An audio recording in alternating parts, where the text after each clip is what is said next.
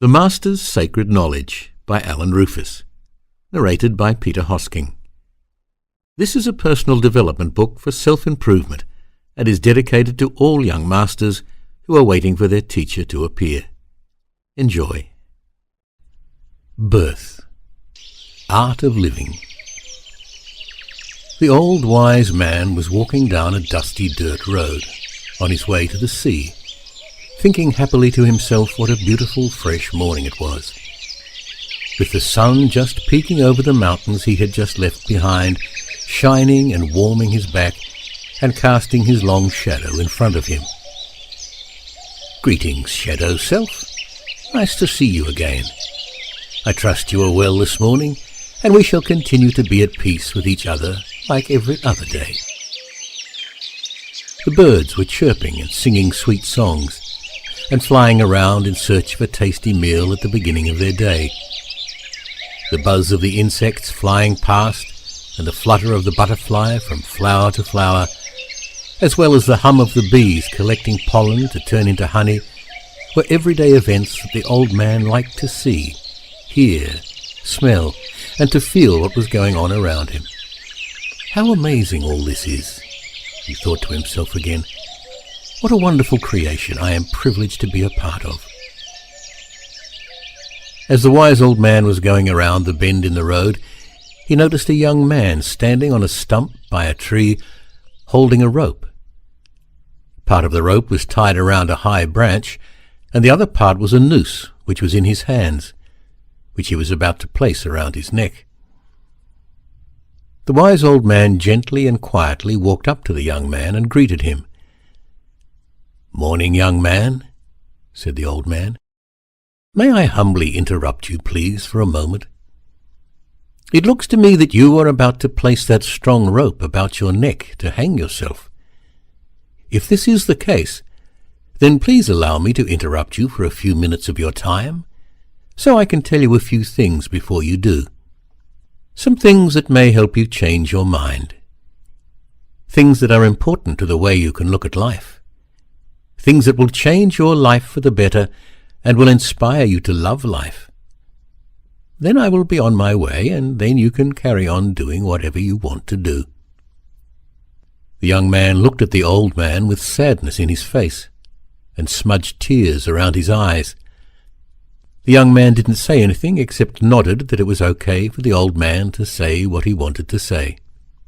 "Please sit down a while on your wooden stump, young master, if you will," the old wise man said in a gentle and kind voice, pointing to the stump the young man was standing on. "It seems that you are not having a good day, maybe a good week, or even a good year, but I would like to pass something on to you that can change that. And then maybe you can still hang yourself, but this time by your feet, and not your neck. This way you can still stay alive, and be part of this wonderful world in which we live in. And this will help you to look at life from a completely different angle, and with a very different view." The young man thought about it for a few seconds, then he sat down on the chopped, barkless wooden stump. "I would like to pass on to you some sacred principles in the art of living and dying, and to share some sacred wisdom with you that will really change your world around, if you would be willing to give it some consideration, and then slowly implement it in your daily living," said the old wise man. "Sacred principles that will take you from a world from outer doing to that of a world of inner being. We are all on a journey of self-discovery, and it is not the end destination that matters right now. But what does matter right now is how you are in the present moment, the here and now. What you are thinking and feeling now, what your deeds and actions are now. That is what is really important to you today. And then in each moment of every other day is just as important. It is all about the now, and the step-by-step you take in your journey to your destination that matters and determines your future, and what you will also encounter in your future, as how you feel in the now will be your future. So don't live life aimlessly and without purpose, or the small, insignificant things or problems will start to erode you away. I will call you young master, because everyone is a master in the making, until you become the master. Can you understand this, young master? Asked the old man to the young, insecure boy. The young boy nodded. I can give you a master key that can open many doors, but you need to unlock the doors and walk through them by yourself. Unlocking the doors and going through them will release you from your self-created bondage and prison cell. That I cannot do for you. I can only pass on this master key to you, and what you do with it is up to you. The boy nodded after listening, and he was happy that someone cared for him and was taking the time to talk to him. He was also now very curious as to what this old man was going to say to him. Young master, what good is knowledge if you don't put it into practice? Young master, what is knowledge? The old man asked, but not waiting for an answer. Knowledge is all the things and lessons you have learned along your path up to this point in your life. And you will continue to learn more as you keep moving along your pathway to your destination. So, look at the greater picture of all your life and look forward to all the days that will come in your future. Learn from your past, and most importantly, live positively in the now, in this present moment, which is a gift from the Creator, and get your mindset balanced to be truly happy. The journey to the center of your heart is a challenging one, and there will be many trying moments when you will want to give it up. But each moment is there to teach you something, and it's how you approach each of those moments which decide your highs and lows and your future, and all our futures. We all reach different levels of understanding at different times, and the information that each of us comes into contact with will mean different things to different people, depending on their consciousness. We are all on different cycles and paths which are leading us back to the Creator Source, and it is up to us as individuals the direction we choose to go in, the people we choose to be with, whether it's forward, backwards, or even around and around and around. So choose these things wisely, young master, so as not to chase your tail, said the old sage, looking at the boy gently. The sculpting of our self is a never-ending process. You decide what you want to look like by chiseling, molding, and trimming your shape, your personality, your tree of life. You have the power to add or subtract the traits you like and dislike. It is a process of molding and carving the soul seed which you are to your liking. This seed grows to be the big you. You water the seed with knowledge as it grows. It takes years and years to get big. We all have to start as a seed, then turn into a seedling, and then into a mighty tree, if that's what you want to be. The wisdom is your fruit, which others can live off, and the seed can be replanted to go and bring life about again. A never-ending process, the circle of life, explained the sage. This tree you have chosen today is a very old tree. It has gone through many different seasons, good and bad, yet it is still here, big, strong, tall and graceful, just like you can become over time. Look at the colors of the leaves. They're changing, and will soon let go and be released to carry on their own journey, and the tree will be left bare, yet still living patiently, waiting for its spring to come around again, and then it will rejuvenate itself to that of magnificent glory. We all need to let go of that which we no longer need, or no longer serves us at any given point in our journey. just like the tree letting go its leaves or parts of itself, the things that it knows would be detrimental to its survival at certain times of the year, knowing well that it is part of the cycle of life. It just releases parts of itself. It doesn't kill itself, and this is something you may want to consider, young master. See that negative engraving on the tree trunk? Said the sage, pointing to a carving in the tree. That has been engraved on the trunk by someone who is not looking at life in a positive way. And it will be with this tree for the rest of its life. It cannot get away from it. It cannot release or change what someone else has done to it. But you can. You have the power and consciousness to get rid of negative engravings you have allowed others to carve in you, as well as the ones you have created yourself. You don't have to carry those engravings with you for the rest of your life. You just need to become aware that they are there, and you can transmute them out of your being. You have the power and ability to let them go. You have the power, young master. You have the power, explained the master confidently, and pointing to the seated youngster who looked up. The changing point in my life was with my motto. As long as I learn something every day, it doesn't matter how small or large that something is, it's something that I didn't know before, and have learned and added to my knowledge and character. The wisdom only came later, when I started putting it into practice, said the old man delightfully. It takes time, but gives you something to focus on. Focus and work on you, young master, as you really matter in your life. I also went through a very bad time like you are now, but I decided to take the steps through the phase I was going through, and I eventually saw the clearing and found direction again.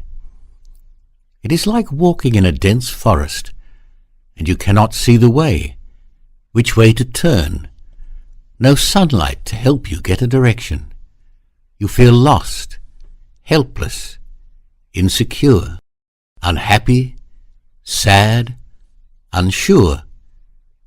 But then all of a sudden you come to the edge of that scene, and you come to a clearing where you can see things at a distance, see a direction you want to go in, although it may be far or a long journey ahead, but at least you can see the direction. And you begin taking your steps to get there. It takes time, but understand that where you are now is where you need to be for things to happen to you, and for you to see and learn what the lessons are that are presenting themselves to you, as you have pulled each situation to yourself. Young master, try to keep your chin up and look at the horizon, and you will find a way, and not down at the shit at your feet. Life is about your growth. When you were a baby, you started to learn to crawl, then to stand up and fall down. But through persistence of trying and trying again and again, you got it right. Then you started to learn to walk, jog, and sprint. So you see, it all happens in phases over time. And so too with conquering what's going on inside you, and the reprogramming of yourself, and the adding of healthy things to your overall growth, to become that large tree over many seasons. Once you conquer what's inside you, not what's outside you, you will walk away a richer person for going through each and every situation, the ones we like and the ones we don't like. Nevertheless, we must go through them and deal with them and release them. It's all a learning phase for our soul to experience everything. We don't always understand the lessons while in them, but later on we get an ah moment, and it all starts to fit together, smiled the sage. Alchemy is the changing or transmuting of base metals into gold. So your inner alchemy of thinking is to change or transmute your lower, dense base thought patterns into that of higher golden vibration thought patterns. When you do this, your whole world perception changes, and you look at life very differently, and you live a very different lifestyle to that of the old way of thinking and doing. You then begin to live in your own inner divine kingdom, but realizing that others too live in their own divine kingdoms, and it is our right to all do so peacefully. Also, the art of good living is to find out what your passion is, what it is that makes you happy, makes you smile, and gives you that love feeling.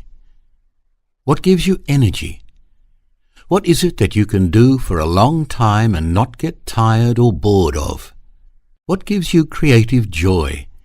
And when you wake up, you say, yes, I'm going to do it today. That, along with your strengths, is what you need to put together and do for a living. When you can combine your hobby and your job together, then you are in the right place. Most people are at work as well as travelling for more time in their day than they are at home or having free time. So it is important to find out and do what you love to do. Then it doesn't feel like work, and you don't have that, oh, I've got to go to my job now feeling, and your days will be a total blessing. This was told to me by one of my masters, said the sage. We are all on different levels of consciousness, and it is changing all the time. You are facing one of the greatest challenges that you have ever faced. Now is the challenge to grasp the pure essence of knowing the truth of who you truly are. This knowing is not for the faint-hearted, but it is something we will all have to do. Step into your power in a masterful way. You will need to work with yourself at different levels. Change your clothes, shed your skin, prepare to renew yourself. Time to embrace a whole new perception, a whole new picture of yourself. You must become the master and not the ego being the master. The change you are experiencing in this given moment is what the master is about. To surrender into the trust of the Great Spirit's knowingness, and to understand, no matter how you feel your life should be, that it is perfect for this, gives a master the power humbly to become all that. All masters experience turmoil before masterhood. A master lives with great awareness of everything that is within and beyond him. A master also realizes he is not alone. A master also realizes and understands at times he needs to be alone. A master needs to understand the stillness, for the stillness within delivers power without activity. Stillness within the core of your still point is what awakes the truth and power behind your masterhood. A master does not control, he shares. A master lives unconditional love. Mastering and masterhood is seeing the Great Spirit within everything and everyone. So if you can begin in a small way to see all you are part of, then only shall you be able to begin perceiving what it is like to have no conditions to your love. Thus let go of judgment, let go of condition, let go of control. When this happens, you become familiar with your situation, with the results. Enjoy being safe, knowing that with each breath you take as a master, a new adventure awaits you. Each day, wake up and feel the love of the Great Spirit in your heart. Feel the blessing of your soul within, alive.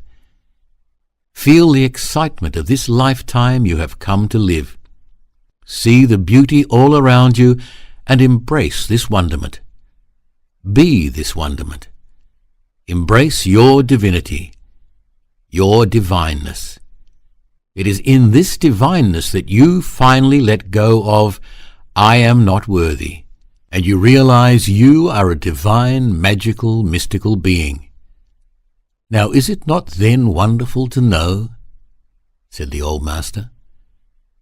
So taking your life is taking the life of the Great Spirit, and taking away this life's opportunity to excel in your own masterhood, said the old wise man.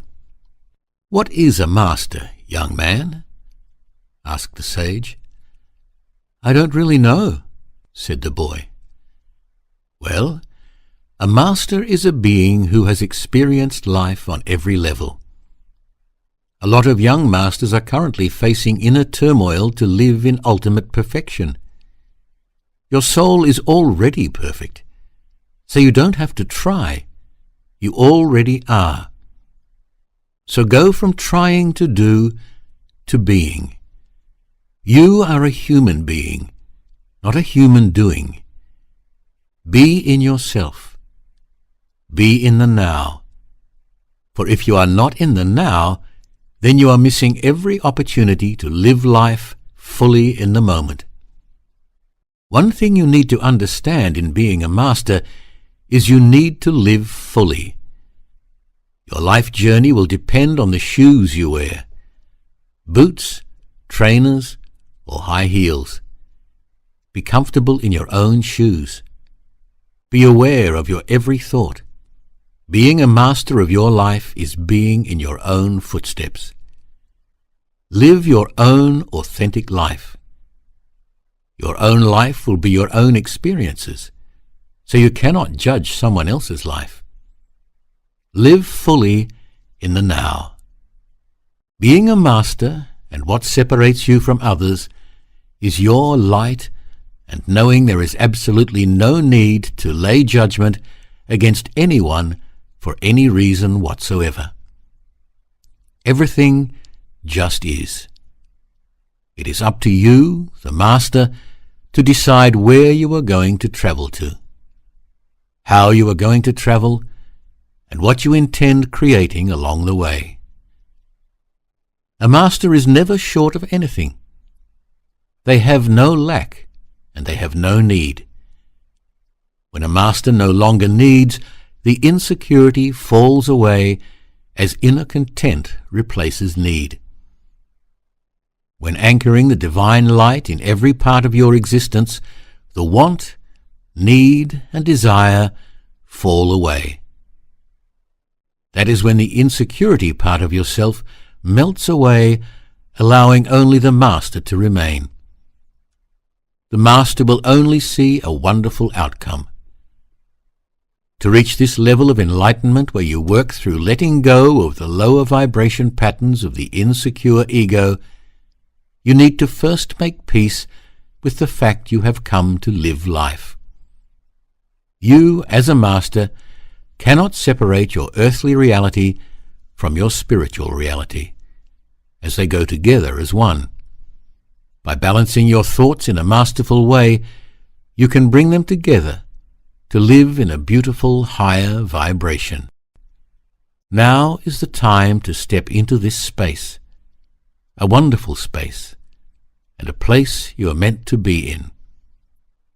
You are indeed a divine, magical, mystical being, as this is when you, as a master, masterfully take control, and the only way this can be done is by giving it all up, relinquishing the control, and with that place you will give into the divine will of the Great Spirit, and you then shall walk proudly as a master in great humbleness. Carry this out into the world without expecting, without the need to be believed as you carry the knowingness of its truth. This is the humble master. It is within this knowing stillness that you shall realize that indeed you are the Great Spirit. Always be your authentic self. Don't entertain any situation that robs you of your self-worth or takes away your power and energy. A master lives with no fear, as all is perfect. Come to terms with that which has control over you, and learn to let go, as this is the process of mastery. Step out of that which limits you and into that which propels you. It is the great spirit essence within you that will awaken you to your masterhood. Believe in your own magic, the movement of your own energy. Eliminate that which prevents you from becoming the master you already are. Allow the golden aspects of the most sacred part of you to control and rule your life. This is key. Where you place your attention, so goes your energy flow. When a master believes, the master receives. Be the power within. Claim your divinity. See the excitement within anything and everything. As I said, the journey into masterhood is not an easy one, and not for the faint-hearted. Masters fully surrender, and you are now listening to these words. Surrender to yourself. Know, as a water drop is but a small fraction of the main body of water, and when separated from the main body, it still holds the properties of the water body, it is not different. The only difference is its size. So too do you have the same properties of the Great Spirit.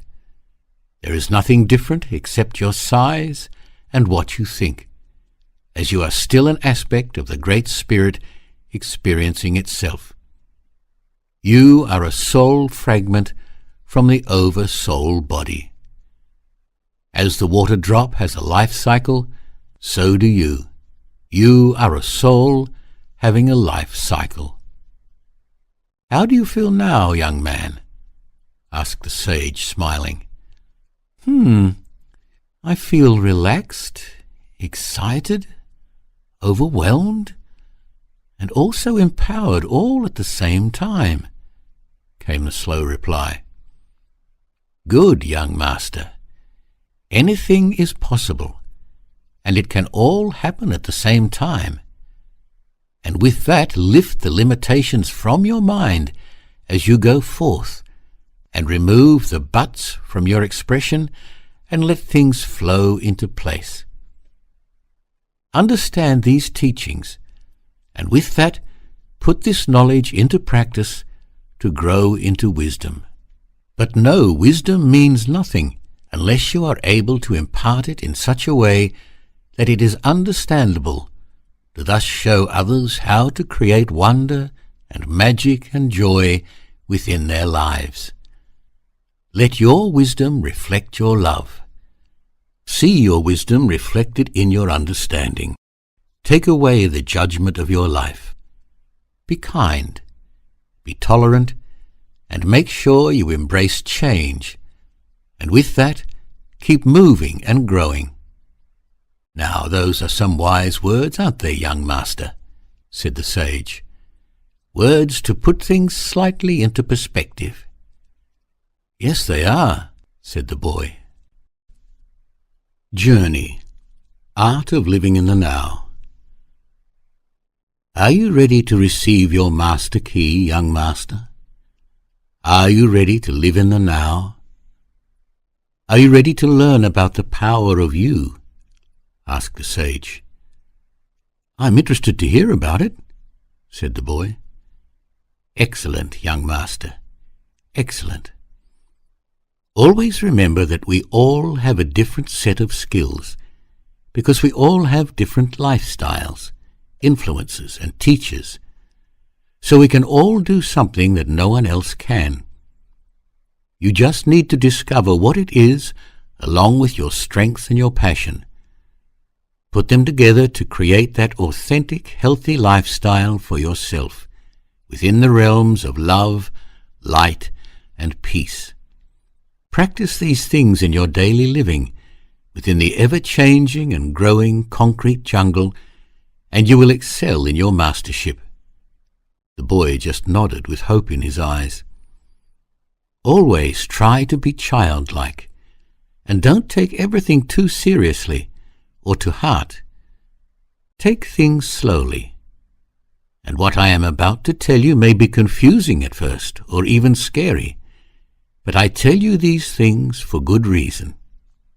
The reason is so you become aware of things, and then by using these tools you can create the magical, fun-filled world you have dreamt about, and you can then begin to really enjoy your journey to your destination. And what a blessing that will be. Take what resonates with you now, young master. Leave behind for now what doesn't for another day. As you will see, as time goes by, your consciousness will expand, and it will all start to make sense to you, and you will get an understanding of what is. It will be like seeing your jigsaw puzzle coming together, piece by piece. Don't you think it's a blessing, young master, to be part of this wonderment called life? Yes, said the boy. Good. I am happy you agree with me, young master, as you will see and experience so many good things as you put your life together. Winner's Key. The first thing you always need to remember, young master, is that you are already a winner. Let me say that again. You are a winner already in life, and you are worthy. It just seems that your inner thoughts are destabilized at the moment, and this is affecting your energy and giving you low feelings, feelings of no hope, insecurity, and feelings of not being worthy, being unloved, not having a future. You don't know what to do, what direction to go in, where to place your next step. Maybe feeling let down, rejected, misguided, and this is bringing on depression, anxiety, and then leading you to thoughts of suicide. Are you playing these negative thoughts over and over again in your mind? The old man asked in a soft, calm, and reassuring voice. The boy did not look at the old man, but again just nodded while he was looking at his feet. Well, you can restabilize them by just remembering that where you are right now is where you need to be. It is all the events of the past that have brought you to where you are here and now, including all the lessons and your experiences, good and bad, due to your past thinking. And you can change it all. It may take time, but be assured it will change if it is what you want and will to happen.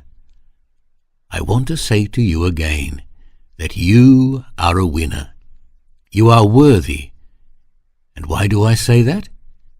It is because you are here, said the old wise man. Do you understand that, young master? You are a winner already, and you are perfect already, so you don't have to prove yourself to anyone, just as long as you think it in the mind and know it in your heart. The young man looked up shyly at the old man and looked him in the eyes briefly. A slight sign of relief flickered over his expression, and he had a look that said, "Thank you." The old man said again gently, "We are all winners, and we are all worthy, and we don't have to prove ourselves to anybody. We are born to be free under these skies, and we can do what we want within the universal laws as we have free will here on this planet. The only thing we have to remember is that we are already perfect. Our soul is created perfect, and we are our soul incarnate. You just have to know that, and don't listen to what negative things other people say, and don't let them convince you otherwise. Anchor these thoughts and ground them. Feel your energy connecting to the earth so she may hold you in her beautiful heart.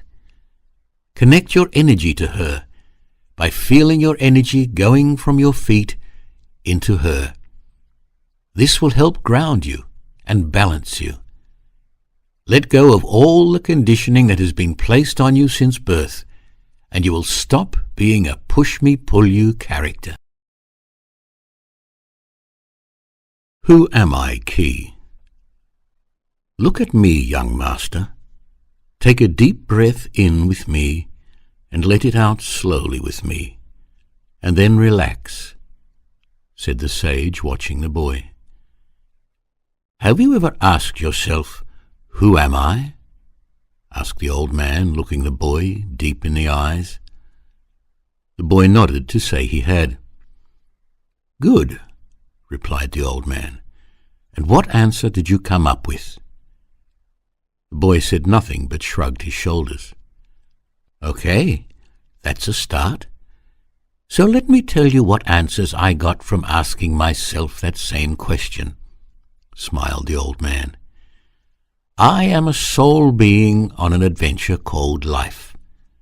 I am my imagination. I am what I eat, drink, breathe, and what I think.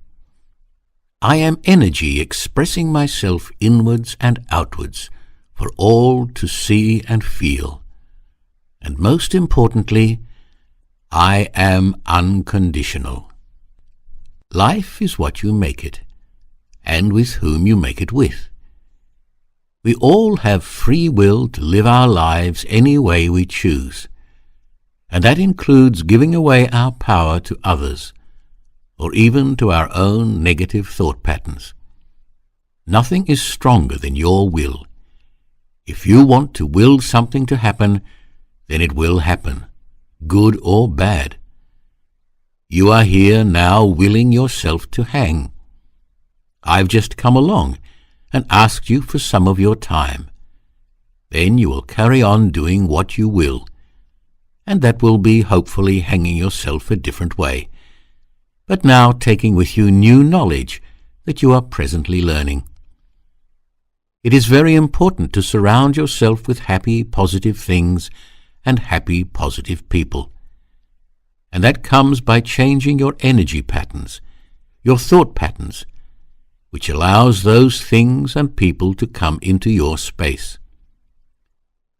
A change in your in-look, which will change your outlook, and the things that have an impact on you in your outer reality. I have an imagination, which is a very powerful tool, which I can use at a moment's notice to picture anything I want. I am the artist of this tool, and I can paint anything I like onto the inner screen. And so too can you, young master. You also have a very powerful tool called awareness. You cannot change something if you are not aware of it, and then when you do become aware of things, you can use your imagination to change the pictures or visions into something more to your liking. This is taking back your power, and you are then in control of these inner events, and not giving away your power, and being influenced by someone else's words or actions. These are two powerful tools, so learn to use them wisely and frequently to your advantage, but in harmony with everything around you, including Earth's Spirit Mother Gaia, the animals, the plants, and other beings. We are all trying to achieve the same thing in life, and that is living life, but we all do it our own way, and that is what makes us all different. We all have different views because of our influences, cultures, religions, government policies, family life teachings, circumstances, philosophies, wants, needs, desires. And it's how we go about processing all this and trying to make sense of it all that makes us all different. Also, one needs to break free of the family curse, meaning that some things are passed down from generation to generation that are negative and outdated, and are no longer accepted or applicable in today's world. You need to have discernment, and don't take on board anything that does not resonate with your soul. Break out of the old molds, and don't carry past generations' baggage and old negative beliefs with you. "Do you understand me, young master?" inquired the sage. The young master nodded his head a bit. "Sometimes people are good and kind-hearted, and full of compassion and love to help others, and have no other agenda except just to enjoy life and the things around them. But then you also get the dark, nasty people who are ignorant to what they do. They have self-greed, only think about what is in it for themselves. Me, me, me. And they are mostly very negative people, having no love or compassion and no time for anyone else. But that's okay, because that's who they are, and they will need to learn the lessons that come with that. It's called karma, one of the laws of the universe. Each action has a reaction, or a ripple effect, if you will, and every reaction needs to eventually balance itself. But what is important in your life is what you think and do. Are you with me, young master?" asked the sage. "Do you hear what I am saying?" "Yes." The old man nodded with a smile and said, "Good. You are also what you eat, drink, breathe, and think. Now, if you divide these up into categories, then you can see there are many possibilities. Your thoughts and what you eat, drink, and breathe all play an important role in your life. There are many different breathing techniques that can help you change your health. So how we breathe affects our entire body. Breathing affects our circulation, digestion, nervous system, and emotions, and our mental clarity. Shallow breathing can cause disease in the body. Deep breathing releases stress and self-created pressure. So find out more about each of these to bring about major changes in your physical and psychological bodies." "Okay," said the sage to the boy. "Learning to breathe properly will aid your health and well-being, so find out more about it." The sage did this to give the boy something to focus on, and to learn about that would have a great positive effect on his well-being. "Okay," replied the boy. "I will find out more." "Excellent," replied the sage jokingly. "Then you will live forever. Your body also needs food to survive and to maintain a healthy body, and you should eat food that is low in acid to keep a neutral pH balance. Eat fresh fruit, nuts, and vegetables that are grown locally, and keep away from preserved foods. You are made up of mostly water, so you need to keep replenishing your body with liquids, preferably water, which is good and healthy, and is what the body needs to help take toxins out of your system. If you don't keep hydrated, then you become like a plant that hasn't had water.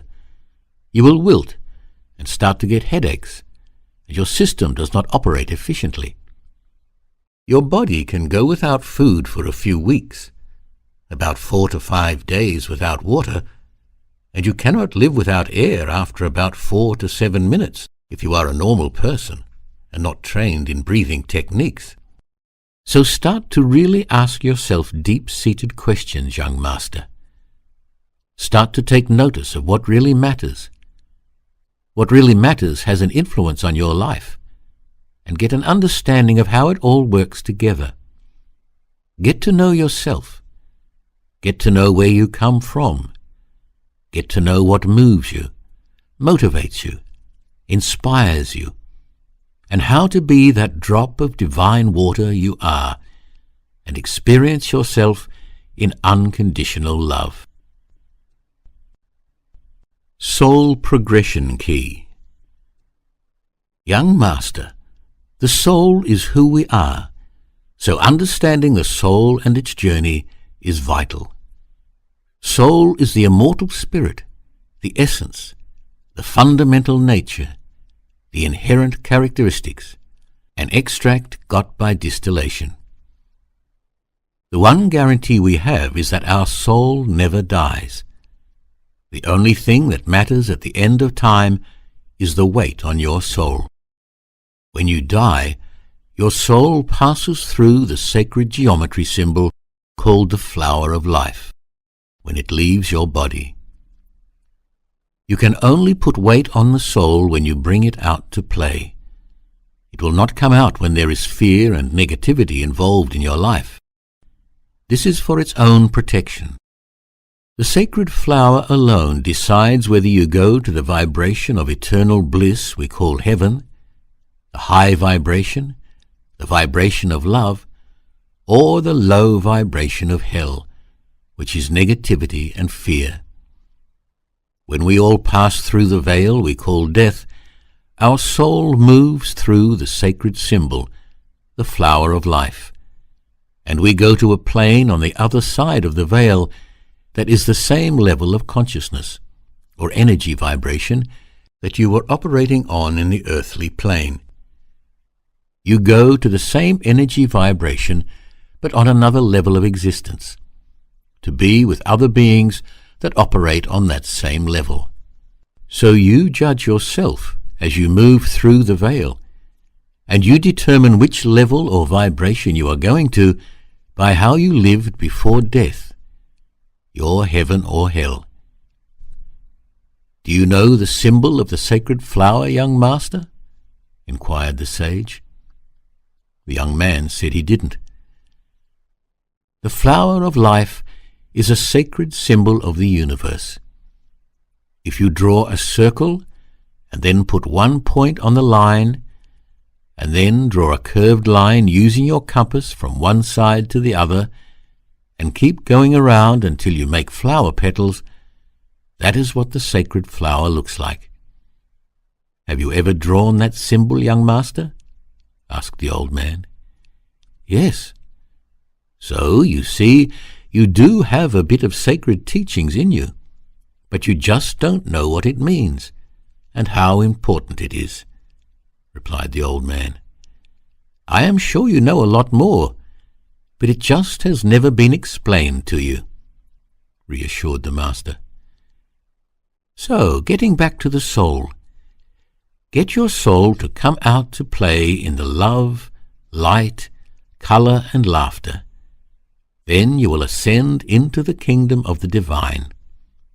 You must surround yourself with positive, love-felt beings, where there is no judgment, no drama, but only peace, joy, love, laughter, and compassion and happiness. Do you understand what I am saying to you, young master? Asked the master. The young man nodded slightly. The soul is really in control, because we are soul. The ego thinks it is in power and in control, and the soul allows it to play its game, knowing the truth, and knowing it will eventually come to the fore once the ego has been put to sleep. When the ego is awake and alive, it closes the heart center down. The energies bypass the heart. But when your heart is open and in control, it closes down and puts the ego to sleep. When the ego is asleep, then you will have peace, non-judgment, no poor me attitude.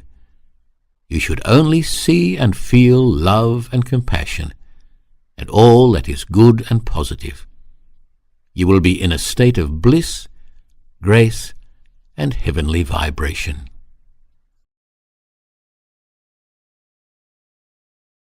Inner Strength Key. Young master, explained the sage, another important key to your survival and flourishing growth is to remember your inner strength is your outer foundation. All your power comes from within, And that's what helps you create your outer reality and success.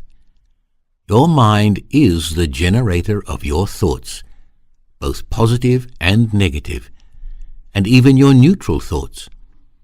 So you need to create a strong foundation by creating good, positive habits in your thinking and mindset that will in turn mirror outwards in your actions and deeds. Get out of being auto-driven and get back into manual gear, so you have to focus on what you are doing. Do you understand this key? Yes, I do, said the young man. Good. Then there is a bright, happy future for you, young master. You will exceed all expectations of others, and you will surprise yourself at first. Then, after a while, nothing will surprise you any more, as you will just know anything and everything is possible, replied the old man. It is your inner strength that helps bring you a positive self-image, self-confidence, and self-assurance that you can do what you want to. It can take time to turn around from a negative state, but try by being aware, and you will bring about the change like a captain turning the ship around, moving out of the stormy waters into the calm, gentle, and peaceful mirror-like place. Your decisions are key, the keys that decide your future, shape your inner and outer world. Roller coaster ride key. Now, young master, life is like a roller coaster ride. Once on it, you cannot get off, said the old man. Let me explain further. You are born here, and you are going to die there. Or, as I like to say, have rebirth there, as our soul never dies. So remember, if you want to end your own life, you will just have to go through the whole process again. It's like one big game of snakes and ladders. Do you know the game, Snakes and Ladders, young master? No, said the young man, shaking his head. Okay, let me explain. Snakes and Ladders is a board game where you have a dice which you throw, and depending on what number you throw, you move that many squares with your represented icon. Now, if there is a ladder pointing upwards, then you get to move up to the square where the ladder ends. But if you land on a snake's head, then you have to slide down to the end of the snake's tail, as if it has eaten you. So you need to start over again from the position of the snake's tail. Understand, young master? Sort of, said the young man. Okay. Well, in other words, if you kill yourself, your soul cannot die, as it is a continuation of its journey, but it can be reset again. So your soul would have to relearn all that it has already learnt, a cleaning or deleting of the soul memory banks, if it were. Do you want to relearn everything again, young master? Go through all that you have been through already? No. Well then, you need to persevere and go through what you are experiencing now. Then it will be a lesson learnt, and you will move forward onto a better experience, better mindset, and better thinking. So to prevent this, look forward, be positive, and enjoy the ride life gives you, as ultimately you have chosen it. It is your chosen path, and you have the free will to decide how you are going to face it. Obstacles will keep reoccurring until you learn the lessons, and you go up through the eye of the needle to the next level or plane. Now draw an imaginary line between birth and death, and one side is a positive energy, and the other side is a negative energy, and the line itself is neutral. Only you can decide which side of the line you will adventure on as you move along your path on your journey. Life is one big board game, where you have the dice, or your mind, which you are continually throwing. And depending on what you throw, you will move that many squares along your path. Realizing each vibration will pull to itself the vibration that you seek, the intent you set. Choosing either side will bring powerful outcomes to your life. So choose wisely, young master. Choose wisely, said the sage, stressing the fact. Theatre key. Now, young master, you must realize that everything in your life is there because you have created it or pulled it towards you. You are the actor, scriptwriter, clothes designer, set builder, and executive director of your own life's movie. And the world is your stage, and the universe is your classroom. So you need to ask yourself, do I want to be in a comedy or a drama? It is up to you. If your life is a drama, then you are deep in it. But if your life is a comedy, then you are watching it, being of the world but not in it. Become the giant observer, the joker, a clown and a fool. Be light-hearted and laugh at yourself at times. Find the funny side of every situation, as in most cases there is one. If you cannot find the funny side, then find the lesson, winked the old man to the young man. Be childlike in your approach to life. Live life with simplicity and imagination, as well as being creative and having childlike qualities. And know that this is your show, your production, your creation. Chess key. Do you play the game called chess, young master? Asked the sage. No, said the boy. Well, life is like a game of chess. To win, you have to make a move. Knowing which move to make comes with insight and knowledge, and by learning the lessons that are accumulated along the way. We become each and every piece within the game called life. We will get to experience the role of each piece sooner or later in life. This is so we get to know what it is like to be each character. You cannot change something if you are not aware of your options. So discover and think about what your options are, like what you should do after I finish talking to you. So I suggest you learn the principles of the game, as it will also teach you to look ahead in your own game called life. This game helps you see your moves ahead of time to get you to your desired outcome, bearing in mind that things can change depending on the outside circumstances.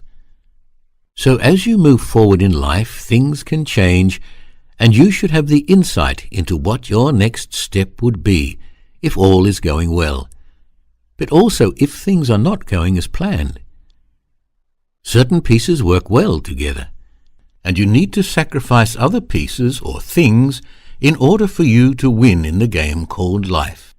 To be successful, move slowly forward and only retreat when really necessary. In life, if you say, I can't, then you won't. But if you say, I am willing to give it a go, you will find that after a while you will be able to do whatever you set your mind to. When you have a positive attitude, then anything is possible, and miracles happen. And remember, the universe supports action.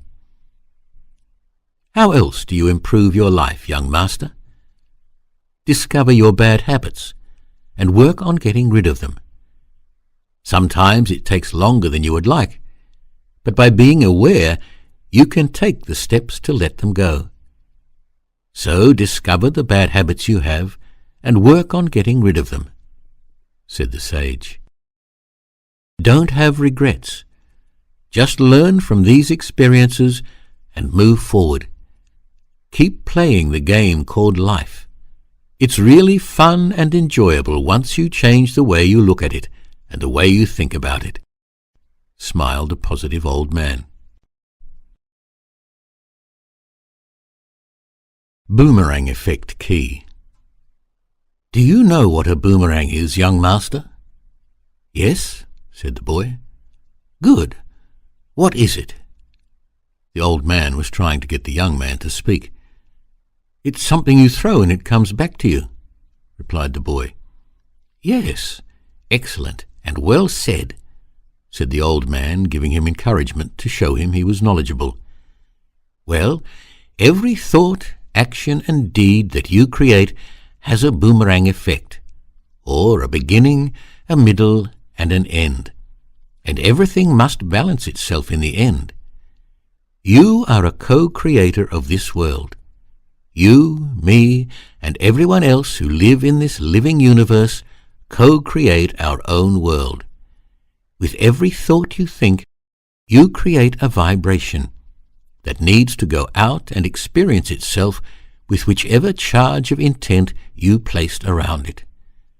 You are permanently throwing boomerangs all day and night, unless you are sleeping," laughed the sage. "So be careful what you are thinking, young master, as everything will come back to its creator, and in this case it is you. The birth is the beginning of the creation of the energy you have just thought of.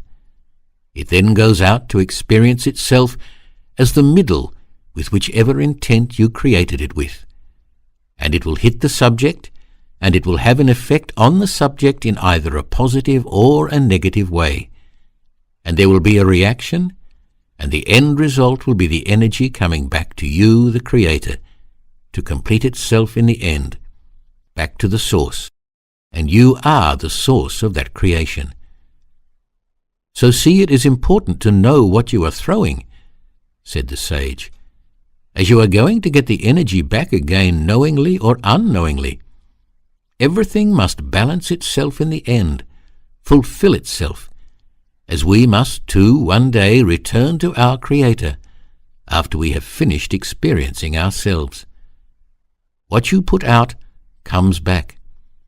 What goes around comes around. Whatever seeds you plant, you will get the fruit of that seed. So be very aware of all the boomerang thoughts you are sending out constantly.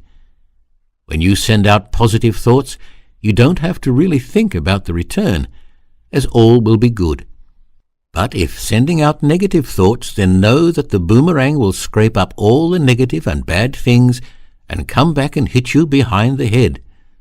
You will fall and shout, 'Why me again?' Try hard to understand this key, young master, as it is most important. Really think about it, okay?" "Okay," said the boy, nodding.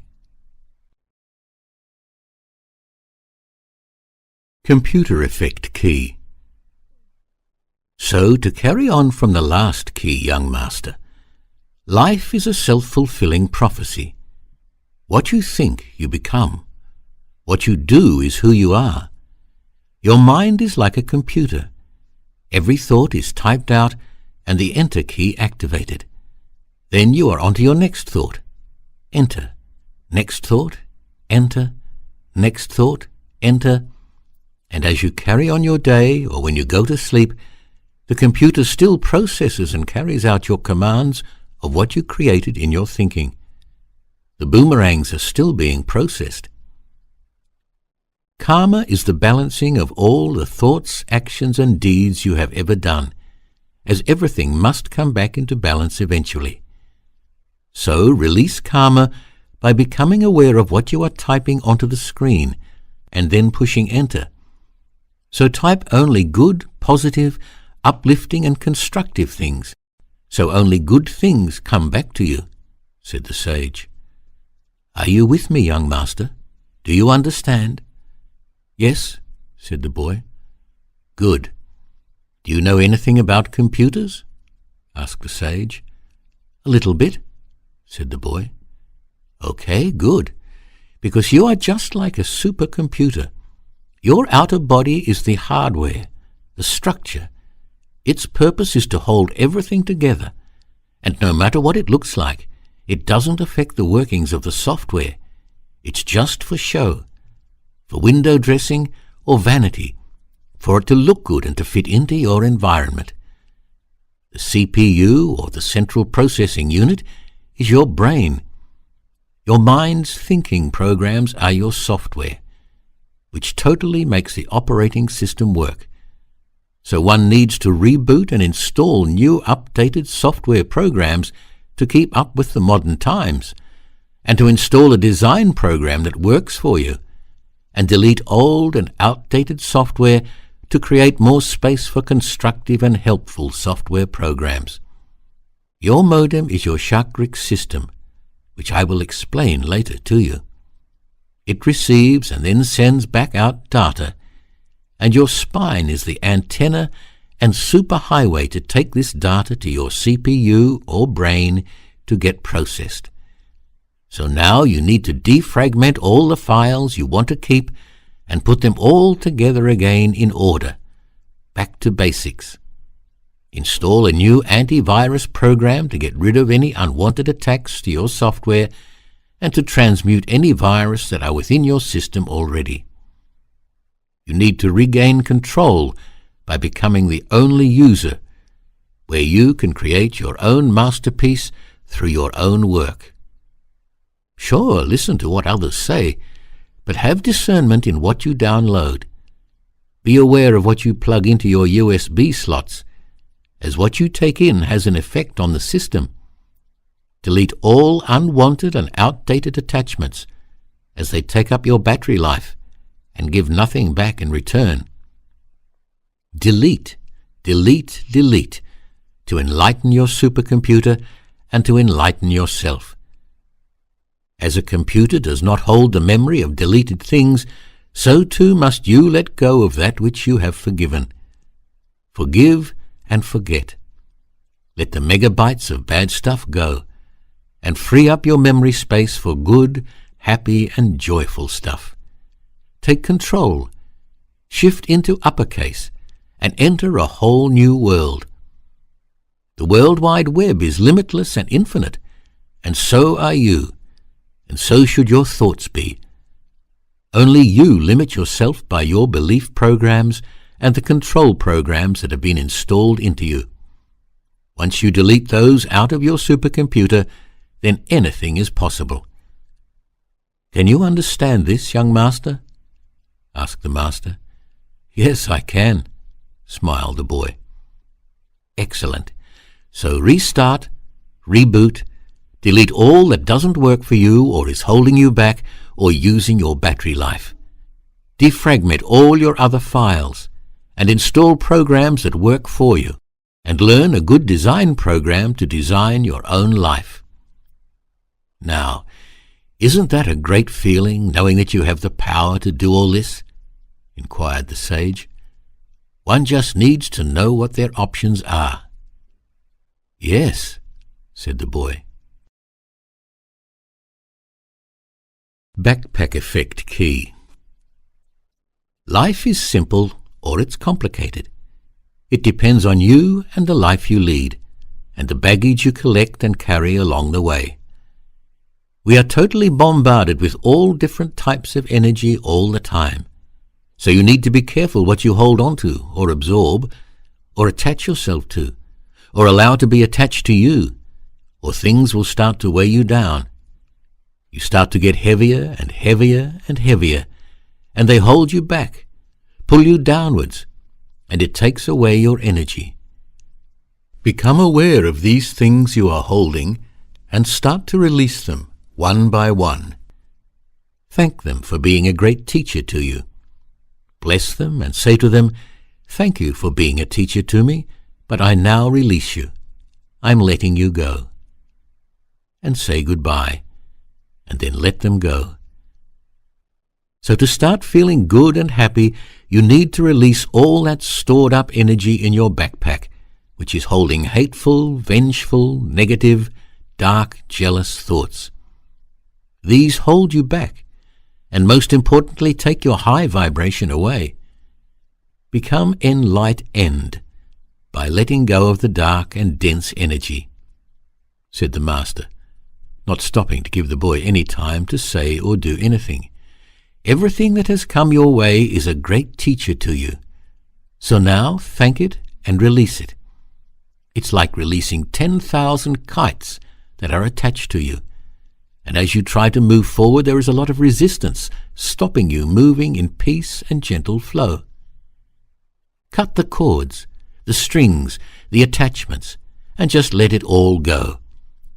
You will be and feel lighter, and there will be a new abundance of uplifting, peaceful, and gentle energy within your being. Enlightenment is what the goal is, said the sage. Enlightenment is who we actually are. But over time you have become heavy with everything you have taken in or attached yourself to or allowed to attach itself to you. Do you want to be enlightened, young master? Asked the sage. Yes, said the boy, looking deeply at the old master. That, my young master, can be, if that's what you will. Just let all that old baggage go.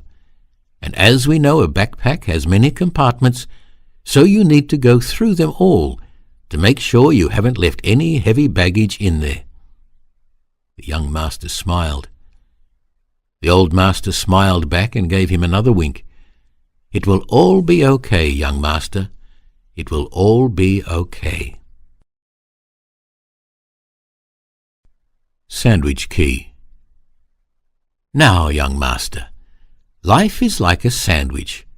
Birth is one slice, and death or rebirth is the other. What you put in between the slices is up to you. Ask yourself, is my sandwich tasty or sour? You have the power to add your own ingredients to your own liking and transform your life into enjoyment and having fun. What does your sandwich taste like, young master? Asked the old wise man. Sour, came back the quiet reply. Okay, it is for now, but you can and will change it now that you are becoming aware. Learn that other people's experiences in their life are examples of their lives. Now you must live and taste your own example while experiencing life. Add your own herbs, spices, and flavors to what you are cooking or making. You are the master chef and can add anything you want to your dish. You just have to find out what ingredients are available to you in your earthly cupboard, laughed the old man. Life is about your own choices. Choose what your taste buds like, laughed the sage. Only consume that which is good for you and smells, tastes, and goes down easily. My sandwich is always healthy and extremely delicious.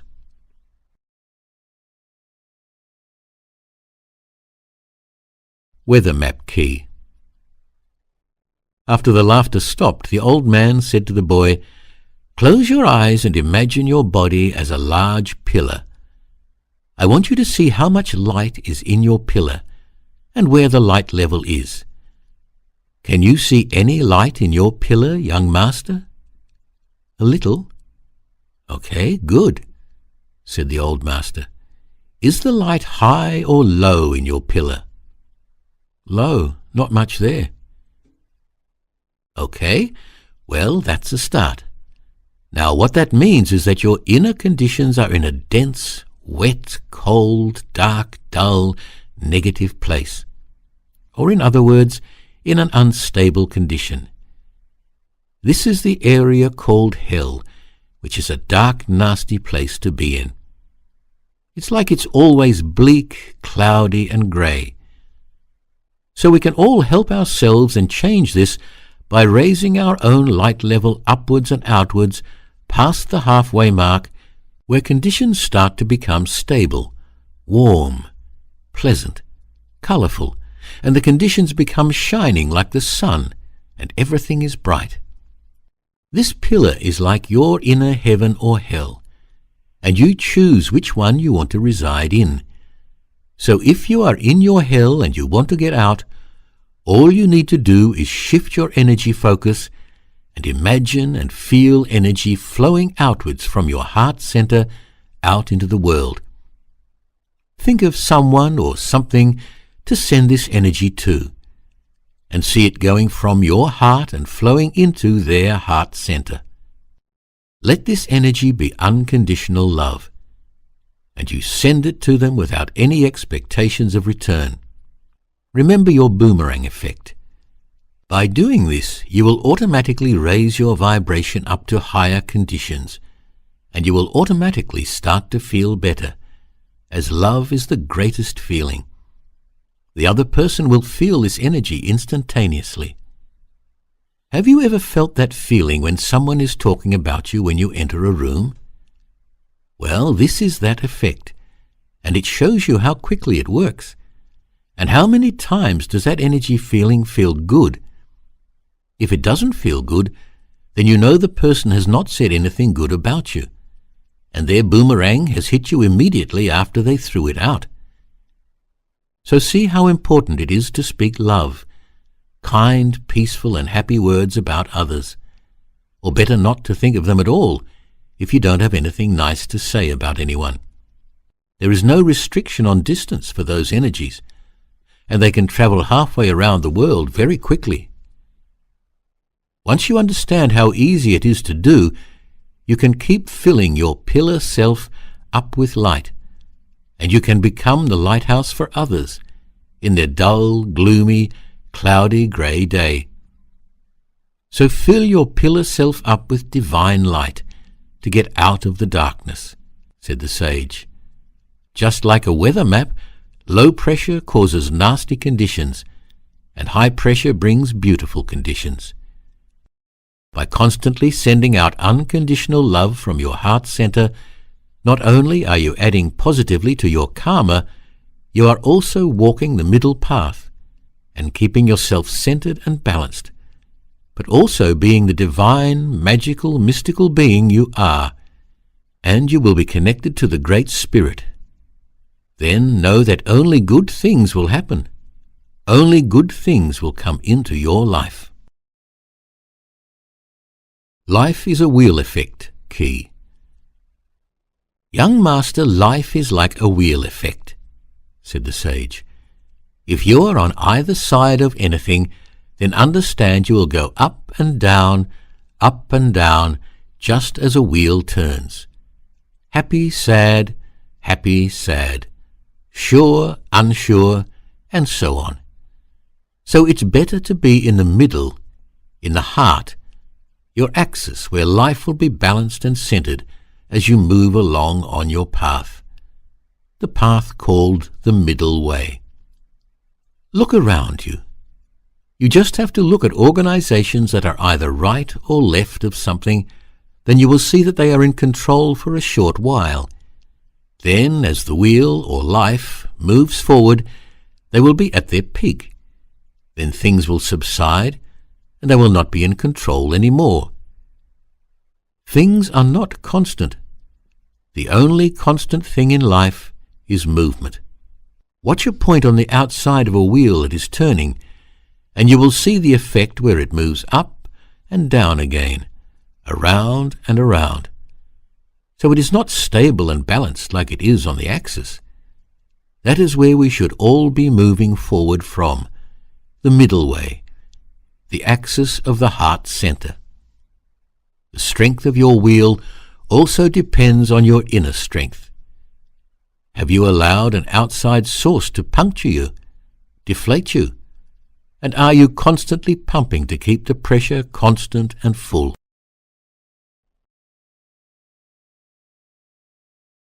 Seasons key. Young master, if you look at nature, you will notice she goes through different seasons, different rhythms. Life is a series of seasons that we all go through. Different aspects of ourselves are going through different seasons all at the same time. What I mean by that is one aspect of ourselves may be feeling a celebration, while another aspect of ourselves may be sad, and that's okay. Winter is time for hibernation, recharging, a time to be dormant and to re-strategize, your quiet time for you to put your plans together. Spring is time for new beginnings, a time for planting the seeds of the mind, time for rejuvenation and blossoming, time to come alive and be refreshed, a time for regrowth. Summer is the time to live the dreams and nourish the seeds. Nourish your thoughts you have created, and is a time to enjoy the fruits of your growth. It is a time to enjoy the harvest of your creations. Autumn or fall is time to start gathering yourself together, pruning, losing and releasing, and letting go of that which will affect you during the times ahead. Letting go of all that doesn't serve you, or of that which takes all your energy away. We are a part of this great cycle in this wonderful creation called life. And you, young master, are in your late autumn, early winter time. So let all your leaves that will affect you go. Re-strategize, and when you are ready, your new shoots of growth will start to show, and you will bloom and attract that which needs you to survive in its life cycle. Everything is in perpetual motion. Nothing stays the same, as we can never stay the same. Jigsaw Puzzle Key. Young master, life is like a jigsaw puzzle. You have to put the pieces together yourself to see your own picture. One piece at a time, one step at a time, said the old man, moving his hand as if taking small imaginary pieces from the air and putting them all together to make a picture. What do you want your picture to look like? Said the old man, looking deeply at the young lad. The boy shrugged his shoulders and shook his head as if to say he didn't know. Well, if you are not happy with your life's picture in this moment, then release the pieces that don't fit into your vision and create a new inner look and place it in your tapestry of your dreams, laughed the sage. Shake the box and start building your picture again. Remember, you cannot destroy the pieces. You can only rearrange them to your liking. Only think about the things you want, not what you don't want. I will say that again, young master. Only think about the things you want, not what you don't want. If you think about the things you don't want, you will pull them to you through the law of magnetics, as you will for the things you do want. Collect all your strengths together, along with your knowledge, interests and passions, and create a starting point to work from, a platform, a ledge of knowing, a cornerstone to work from, smiled the sage. Start from the heart, where unconditional love is found, and work from there, building around that piece of the foundation. It's the best and most stable place to start from, once you find and anchor that particular piece of the puzzle. Structure Key. Young master, said the sage, have you asked yourself what you really want in life? No. Well, now is a great time to ask yourself, what do I really want to do in my life? What is it that I really want to build towards on this planet? If you don't know what you want, you cannot start to create and build it. But once you find out what you want to create, you can start to build it to your liking, and it gives you something good to focus on. How do you build a structure, young master? Asked the sage, but not really waiting for an answer. 1. Have a well-defined vision or plan. Know what you want, so this would be a great time to find out what your passion is. 2. Gather all the resources for the project. 3. Work through action by putting this plan or vision together, one brick at a time, step by step, resulting from your thinking. 4. Have a goal and work towards it, and have fun while doing it. It's the journey to that goal or goals that you must enjoy. And then when you get to the goal and score, you will have a great feeling, and this will have an energizing impact on you and your life. Once you start, you should be excited to watch it grow and flourish, said the sage, grinning. Words key. Now, young master, said the master, words. Learn to use and play with words in a loving and peaceful and light manner. Each word is a vibration and has an effect on you and others. It's how you choose and place the words together that gives you and others a high or low feeling, said the master.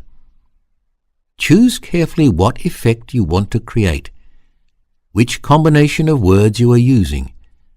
You can always tell by the effect it's having on you, me, and us. Single words strung together create an energy, a story which will have an outcome and effect on the subject. What makes a master magician a master magician? Asked the sage. I don't know, said the boy. Well, what makes a master magician is precision linguistics.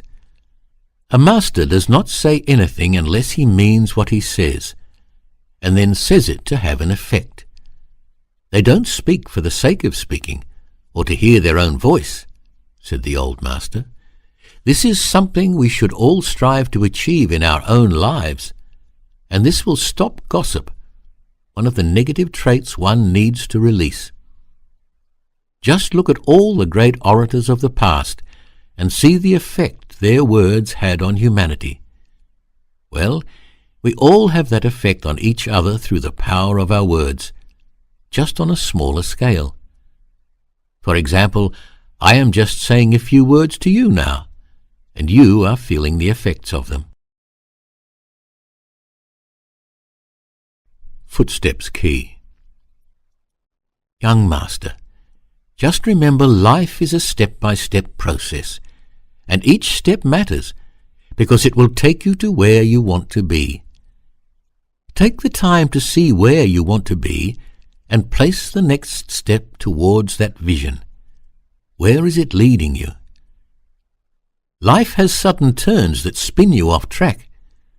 Sometimes it's harder to get back on track, but that's where you need to be to learn the lessons that present themselves to you.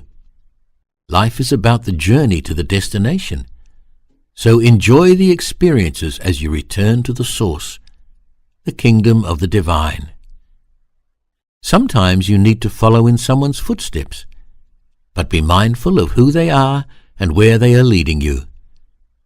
Learn what you can from these role models so it gives you the confidence to move out of their footsteps, and you venture off creating your own footsteps on an unbeaten track. But always be mindful of the carbon print you leave behind, said the old man. Each step is a step towards ascension upwards to heaven, or declination downwards to hell. So be aware of each step you take and mindful of where you are placing it, and which direction it is taking you. Start by taking small steps until you can walk normally. Then you can take it in your stride when you don't have to focus anymore, as your auto drive is set correctly, and it becomes like breathing, where we don't have to think about it all the time. Do you want to be the sheep all your life, or do you want to become the shepherd? Well, we are all sheep at one time or another. Some stay there. Others move on up. And when you do move on up and become a shepherd, it comes with great responsibility, as you too will begin to guide others while they are trying to find their masterhood. Trench key. Young master, as long as you are constantly aware of where you are going or what you are doing, the positive side will always shine through, said the sage. At times you dig yourself deep into a trench, and you need to stop. See where you are at. Look what direction you are going in. Understand what you are doing, and remember what you are looking for and working towards. Are you just digging a hole deeper and deeper for yourself, or are you digging a trench to build a foundation for your huge growth? Focus on and ask for the things you want, not the things you don't want, because what you think and ask for, you are going to pull towards yourself. So design your life with positive and creative thoughts, and watch your life grow and flourish. So, young master, just stop for a moment doing what you are doing and ask yourself, am I digging a deeper hole or am I digging a foundation? Okay, said the young man. Good, as there is no need to rush into anything, young master, and you can think about these things when I have gone. Elastic Self-Key. Now, young master, life can make you or it can break you. It's how you perceive it that gives you a high or low feeling.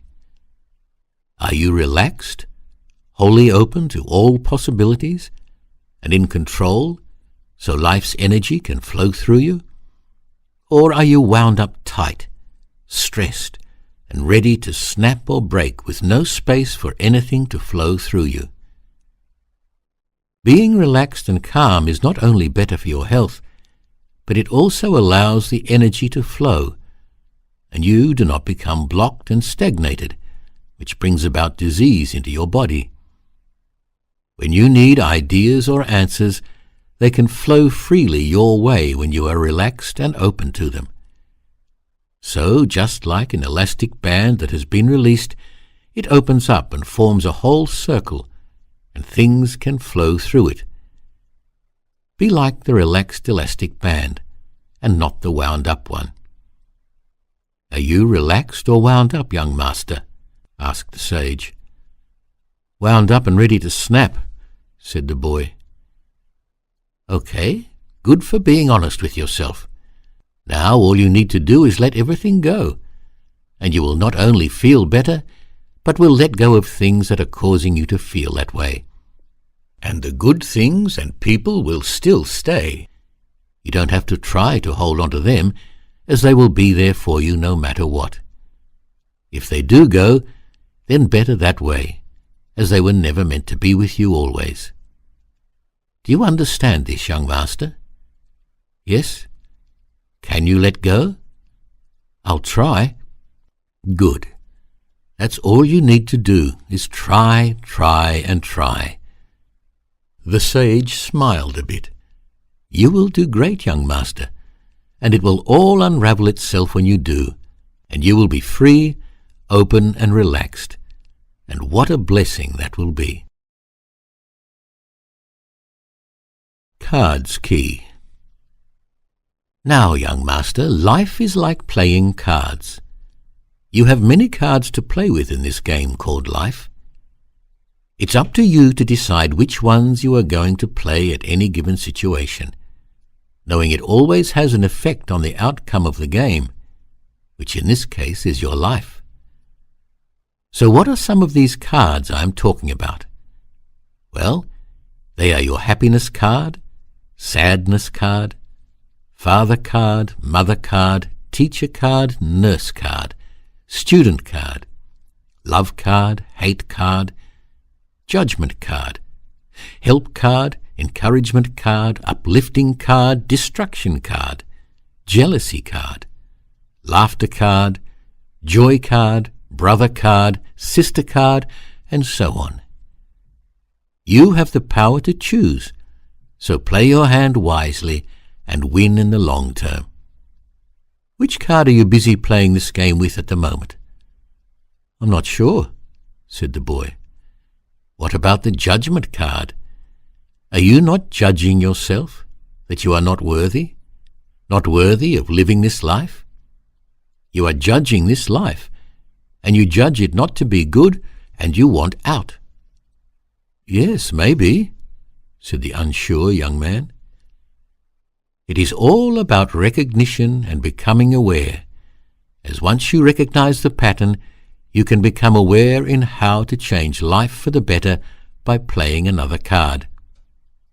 Also, look which card you have in the front of your pack. What is the main card that you are seeing all the time? Because that card is the power card that will influence your life by bringing those qualities to you. So if you don't like what is happening to you at any given moment, then change the front power card of your pack to one you like. And by doing so, you not only change the visual look, but also energetically too, so there will be no more power over you. I always find the best card to focus on, and my front card is that beautifully uplifting card called Unconditional Love, as it is so powerful and brings the most magnificent things to it. Its power is beyond measure. The other card I always like to play is the Joker card. Be the fool, the clown, and learn to be light-hearted. Have fun. Joke around and laugh at not only yourself but at things. See life as a cartoon, where you don't take life too seriously. Can you do this, young master? Change your card to change your focus? Yes, said the boy. Excellent choice, young master, said the sage. And if you're not sure which one to choose at first, just choose any one that's positive. Light-dark key. Life, young master, is the colour you see it as, and when you are in a dark space you don't see any colour. You cannot see which way to go, where to take the next step. Seems like there is mist around you all the time, said the sage. Light is intelligence, and light is love. It offers high vibration, warmth, growth, colour and vision. It never tells you what to do or how you should go about life. Love is the highest vibration in the universe and will always prevail above all other energies, stated the sage. Dark is ignorance, and it offers dense vibration, hate, death, vengeance, judgment, wilting, non-growth, blindness and self-destruction. And beware of any entity that encourages or teaches any of these. Then you know they don't have your best interest at heart, or anyone else's. So find the switch and turn on the light, said the sage. I am leading you to the light switch, but it's up to you to turn it on or not. But once you do, you will see a whole different life, a life of wonder, a life of beauty. A life of the most magnificent colours, textures, all the different sizes of things great and small. You will be able to start smelling sweet things too, and smell all the tantalizing fragrances that this plain offers. You will take the time to smell the flowers, to look at the fine display of nature that is all around us, and you will do all this in harmony with nature, and you will not want to destroy anything so beautiful. How does that sound, young master? Does it sound mouth-watering? Yes, it does. Well, it can all be yours along with everyone else who turns on the light and lives in the light, said the sage. By the time I go, I would have put your finger on the switch. All you have to do is turn it on, said the sage happily. Sunrise-sunset key. Young master, in the morning at sunrise when you awaken, say thanks to the Great Spirit for another beautiful day to improve yourself and for the chance to learn something new to add to your character, said the sage, smiling. Every day is a new day to experience yourself, a rebirth, time to add to your growth. A time to allow your thoughts to create your paradise. It's a new day to recognize yourself, challenge yourself, better yourself, and to release your karma. Send love, light, and peace to the world, and your healing vibration to the planet, and to all that inhabit her. And in the evening at sunset, take the time to reflect on your day. What did you learn, see, experience, acknowledge, and express? What character within you do you want to release? The sage was still smiling and then said, In bed before you sleep, young master, visualize your day ahead of time. See yourself getting up and doing all the things that you want to do in the order that you want to do them. This way you are creating the conditions for it to happen smoothly. Place light and intention around your day. It is taking part of yourself there beforehand and setting everything up. It is like when you think of the past, and you can see yourself doing things that you have already done. Well, it's like using that same principle and going ahead of yourself and doing the things you want to do. And you can imagine doing them by using your imagination. Remember, imagination is one of the great tools we have at our disposal to use for our benefit. So create your future by seeing yourself there and set up the pathway etherically before you actually take the physical steps, creating your intention before you get there. This way you know what you want. The light intelligence knows what you want, the angels know what you want, and your guides can help you get it. When you start to do this, young master, you will see a vast improvement in your life, and you will meet the right people at the right time, as everything will have a divine timing, as the universe conspires to help you with all the good things in life. Will you start doing this, young master? Give it a try and see what happens, and you'll be pleasantly surprised, said the sage with a big grin on his face. Yes, I will give it a try. Good, young master, good. Every day is a great gift on this beautiful planet, if we only tune into her. She offers so much that you will be awestruck by just taking the time to notice what is around you, using your 5 senses, and becoming part of her and flowing in her biorhythms. As sure as the sun comes up and goes down, so too do we sleep and wake, and every day we awake, we can add new brightness and joy into our individual lives, if we so choose to. There is always constant movement.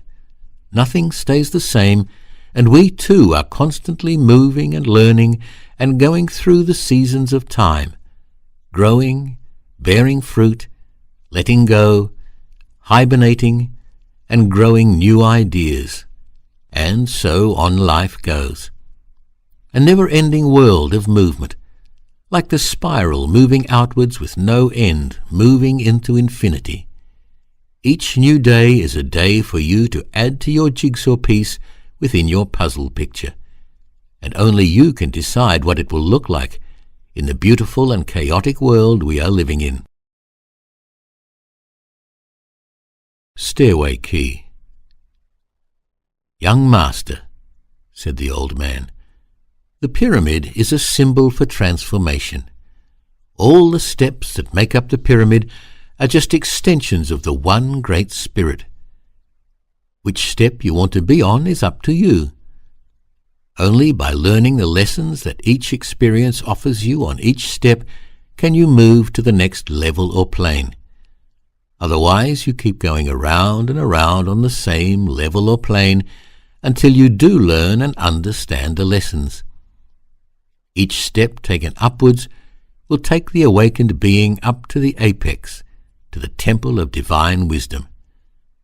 The higher you go, the better the view, and lighter the energy vibration around you. And the other beings you interact with also have a higher vibration consciousness. This is the place known as heaven, the many mansions of the Creator. There is no shortcut to reaching the apex. It only happens by taking your time and becoming aware of your thoughts, actions, and deeds, and making corrections where you need to, forgiving when you need to, being of service when you need to be, having compassion when you need to, and being the love vibration you are all the time. The lighter you become, the higher you will ascend. So start to open your wings and reach great heights, young master. You will be glad you did. As you take these positive strides, the stairway will build itself under your feet as you take each step forward and upwards into the divine consciousness of all that is. Do you want to climb the stairway, young master? Do you want a better view? Do you want to ascend into the love vibration? Yes, I do, said the boy. Excellent. Just take one step, one at a time, and keep moving forward, and you will soon find the way upwards. And after a while you will see the path will open up for you as if it was happening by magic. Energy Key. Young master, explained the sage, everything is energy experiencing itself. En equals in, ergo equals work. So energy is in work or inner work. It's the source of our movements. Your hands and feet get your mind to where it wants to be, either by being consciously or unconsciously aware of being the servant to the mind. What does your mind command? Are you in control of your mind, or is your mind in control of you? There is a very big difference in that statement, so I will say it again. Are you in control of your mind, or is your mind in control of you? Or do you allow someone else to control your mind? You are energy, soul energy experiencing itself. Your mind is just like a magnet. It pulls and pushes vibration. Now, when you are operating in a positive vibration, you will pull positive vibrations to you. As well as if you are in a negative vibration, you will attract negative vibrations. Negative vibrations will push positive vibrations away, but negative vibration will want the positive vibration to lift it up. A negative person will try to take the positive energy away from a positive person to uplift himself, to make him feel better. These people are energy vampires, so become aware of them and what they are doing. Sometimes they are aware of what they are doing, but most are not awake to their actions.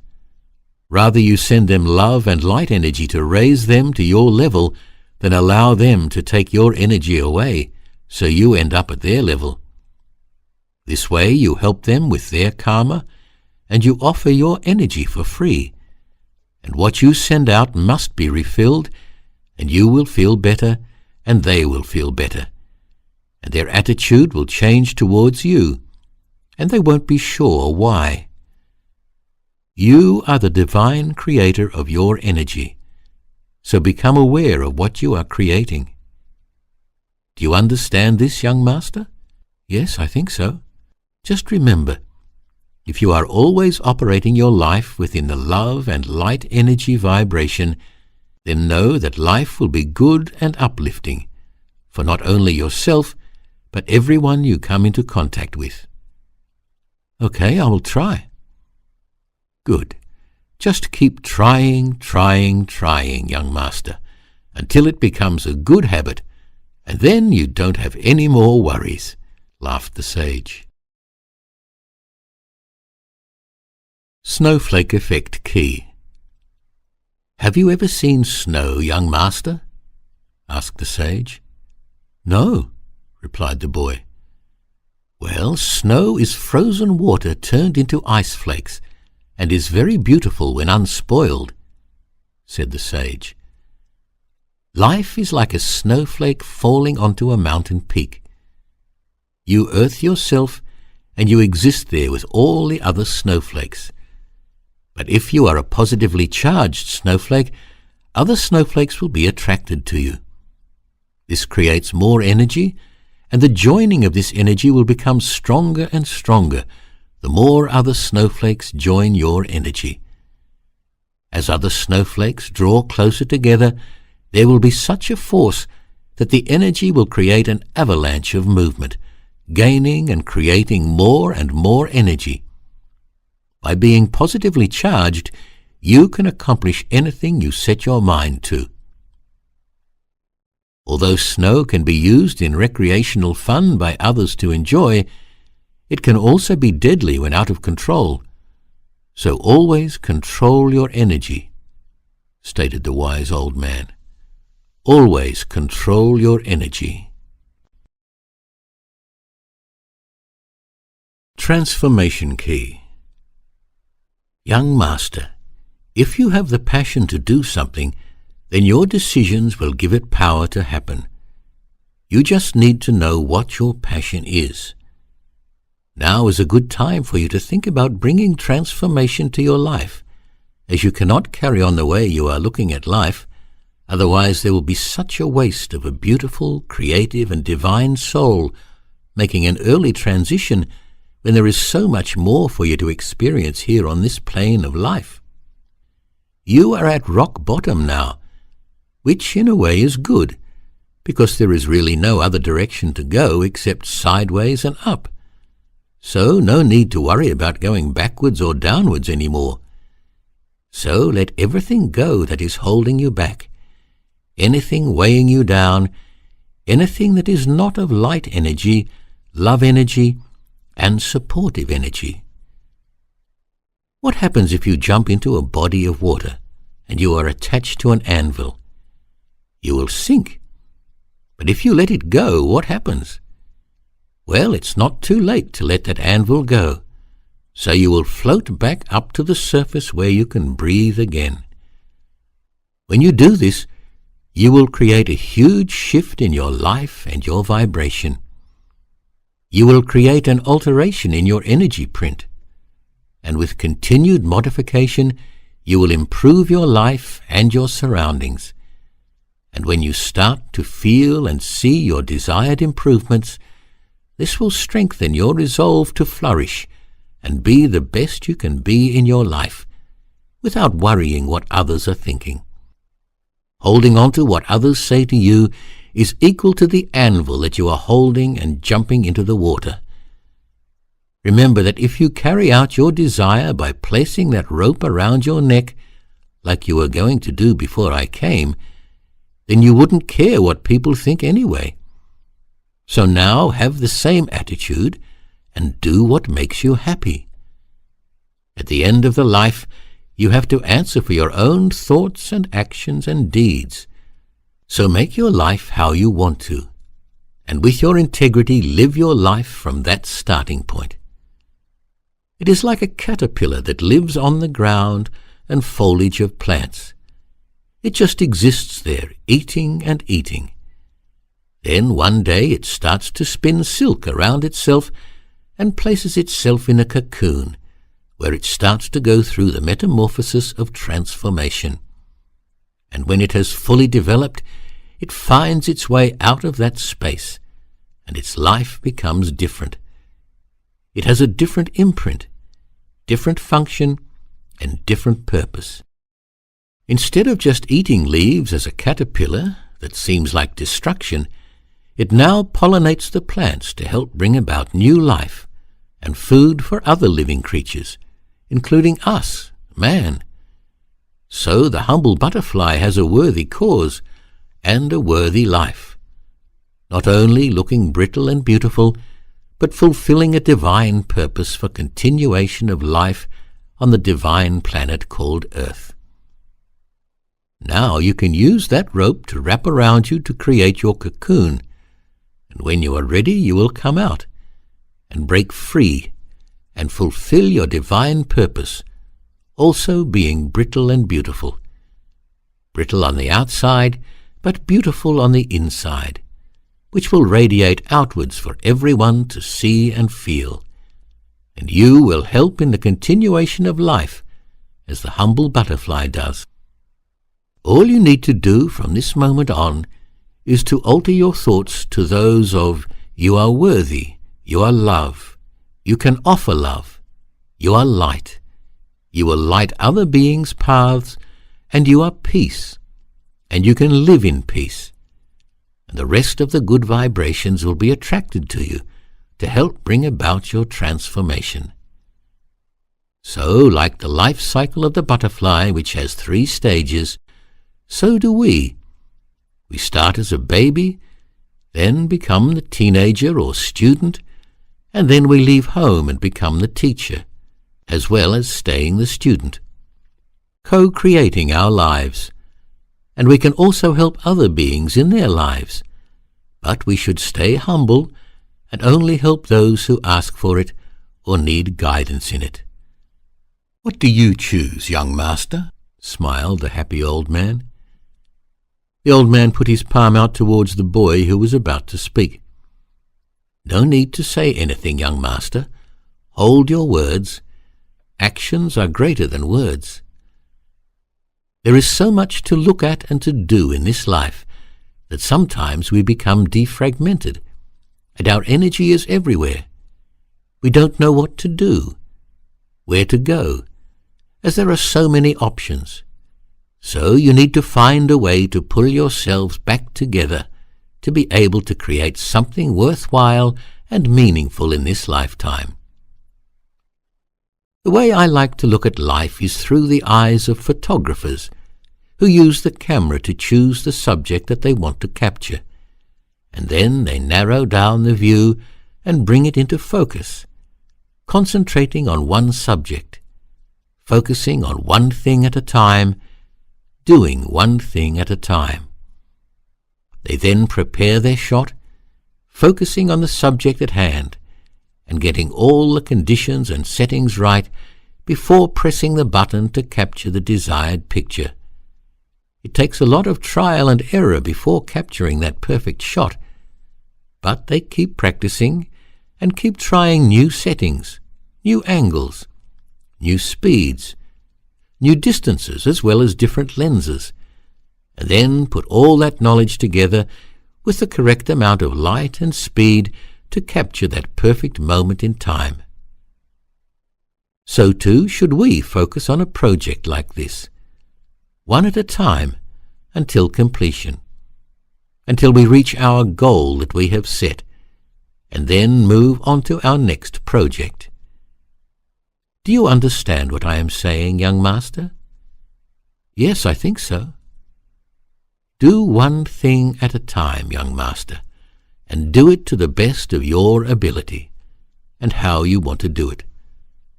Life is one big learning curve, and you will never stop learning if you are open to it.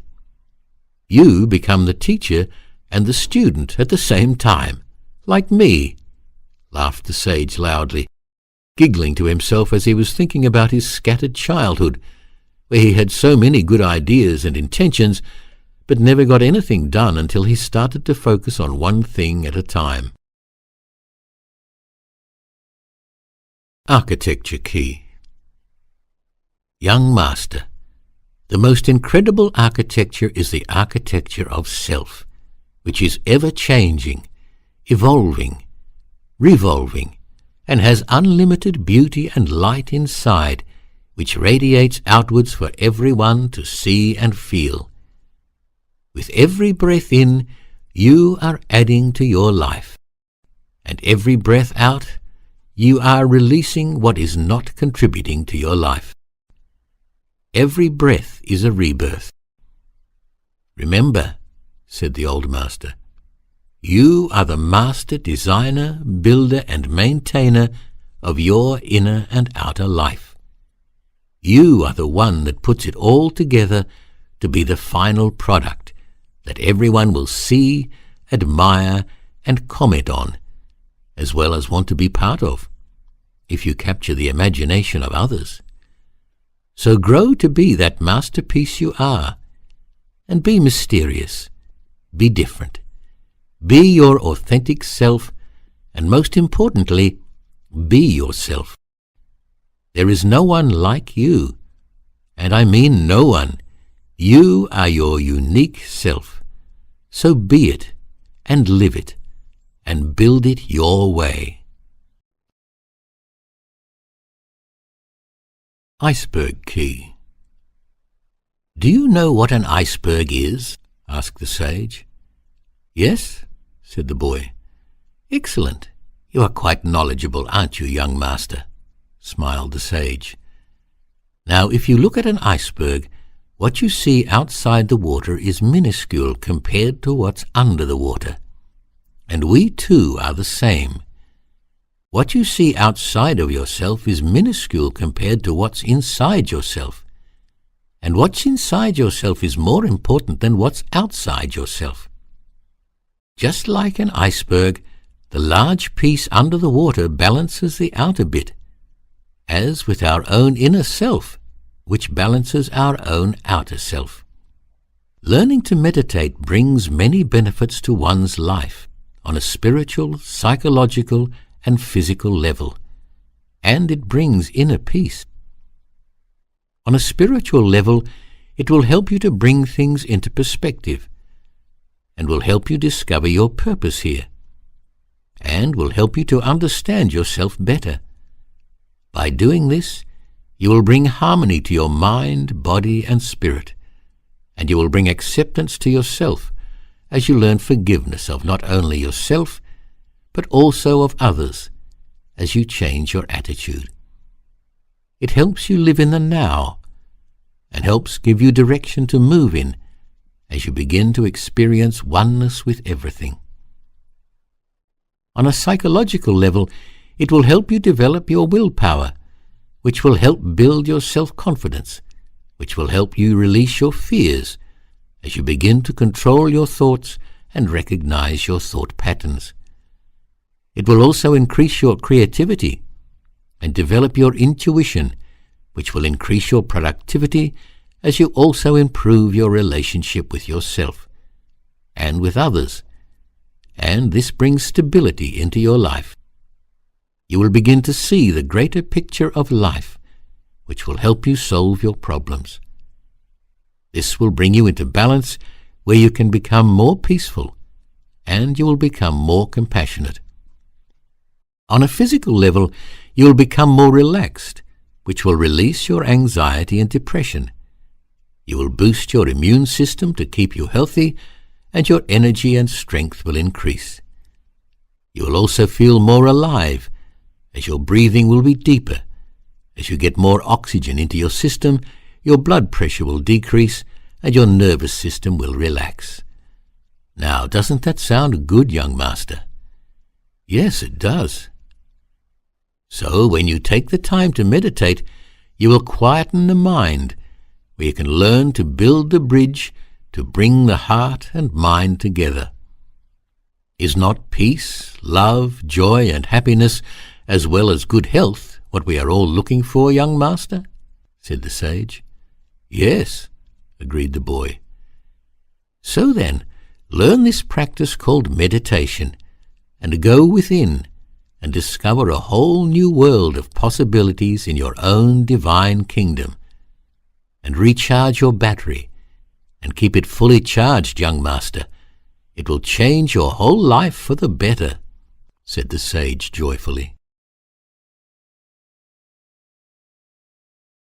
Love Graph Key. Now, young master, if you look at life as a pie chart, said the old wise master, and divide all life into categories, and you love all equally, then when one part seems to go missing, the rest of the love you have for all things will fill that void. Love conquers all. Love is the highest vibration. Nothing is more powerful than love. Pure love is God consciousness, which we are.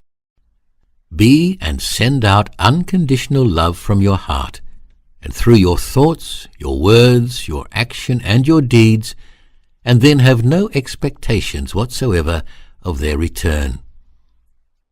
The universal law of cause and effect states every cause has an effect. Every action has a reaction. What you send out will return. So no need to think about wanting anything back as it is coming. What you need to think about is what you are causing. Your life is like a mirror. What happens to you outside yourself is but a reflection of your internal self, your thought patterns playing themselves out. So, only think about what you want, young master. Only what you want. The heart should be your handle, the divine instrument we are, the place we should operate from, hold dear, and give from when giving to others. And love is the vibration that comes from this place, along with compassion. Young master, when you decide to make the journey to the center of your being, the center of your heart, which I have said before is no easy task, but one you must do alone, like walking the labyrinth, it's a sacred journey the individual makes inwards to the center of the heart, walking their own divine blueprint. It helps quiet the mind. It helps in reflecting upon one's own life. It helps in self-healing. It helps one to become self-aware, which can bring one into a peaceful state of being. As in our life, which is full of turns and sometimes seems like we are going backwards, we keep moving. And as we move, we are taking those vital steps forward and inward, as the journey of the labyrinth takes us north, east, south, and west. It takes us around and about, but eventually, with persistence, we get to the center. Once we master this journey, it leads us back to enlightenment, where we learn all is in perfection, and we let go, as everything is in the hands of the Great Spirit. Present key. Young master, this key is very, very important to be aware of, said the master. You cannot change the past as it has gone, but you can change your future by being happy and positive in the now, the present. The now will lead you to your future. Your future is how you feel and act in the now, explained the sage. Going inside of self is something everyone has to do as an individual sooner or later. So get to know thyself and live in the present, creating correct vibrations and intentions now, as this will be your future. The present is a gift from the Great Spirit, so treasure it. So if you cannot remember anything I have said to you today, remember this: live in the now, and live positively in the now, because what you think now will be your future, as one of the laws of the universe is the law of mentalism. As in essence the universe is mental, it is an infinite mind, so too are you and your mind. So don't limit your thoughts, because what you think you attract. So you can change your conditions by changing your thoughts. So use your imagination to create your divine magical kingdom, as you are a divine, magical, mystical being. The old wise man kept looking at the young boy with a grin on his face, stretching from ear to ear. The boy looked up at the sage, and a grin appeared on the boy's face.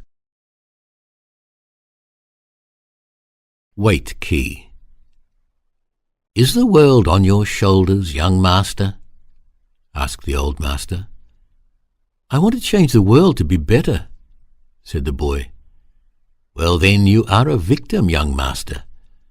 You should be standing on top of the world, where you become a volunteer. Learn to let go. Everything is in the hands of the Great Spirit. There are many forces at work that are in perfect order. Remember, karma is at play. Weigh up your own thoughts and live the life you want. You cannot change the world. You can only change yourself, and set an example for others to follow if they so choose. So let go the weight of the world, and be light as a feather and fly. Many a master came before us, and they never changed the world. They changed themselves, and led by example. They passed on their knowledge to those they deemed worthy, and those who could recognize the master's intentions and could see the benefits in following in their footsteps, until it was time to go their own way and share their knowledge their way. And so the process goes on. Let go of that anvil and rise above the dense vibration into that of the light and weightlessness. Do you want to be the victim or the volunteer now, young master? The volunteer, said the boy, smiling. Excellent choice, young master. Actions speak louder than words, although words are very powerful. Poison Key. Young master, I didn't have anyone to talk to either when I was young. I grew up in a war where people were killing each other, and things were very dark and nasty, so I kept everything in myself and just watched what was going on around me. By allowing someone else to affect you by their words means your self-esteem may be low, but that's okay. Just acknowledge it, and then you can start to change it. Just remember you are already a winner because you are here, and you are already a perfect soul, and you don't need to prove yourself to anyone. Just become aware of your thoughts to make sure they are always positive, and if they are not, become aware they are not. Then turn them into positive ones. It is a step-by-step process, and one needs to keep practicing every day, like in anything you do and want to be successful in. To be good at anything, one needs to practice, and positive thinking is the same. Try, try, try. Practice, practice, practice.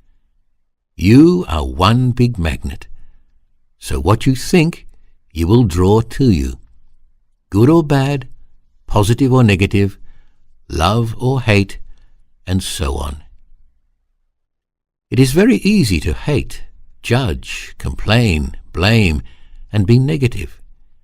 And what's more is these energies destroy. Negative thoughts, actions, and deeds create emotions, and these emotions will eat you away, kill you off slowly, and bring disease to yourself. It is very hard at first to be the opposite, which builds and complements, but take it on yourself to change that, and challenge yourself by starting to be the opposite, which is love, non-judgmental, taking responsibility for things you say and do. Start to be positive, and look for the positive things in life. They are there, but you need to change your belief system. By doing this, you will no longer poison your system. You will promote growth and health within yourself, and you will flourish and blossom. Look, I am nearly as old as this tree, joked the sage, touching the tree next to him. Magic Tools Key. One of the secrets of life is to have a selection of magic tools at your disposal, young master, and life is full of them. One just needs to recognize them when one sees them, said the sage. I will tell you about a few of them, but there are many more which you can find for yourself. Be open-minded.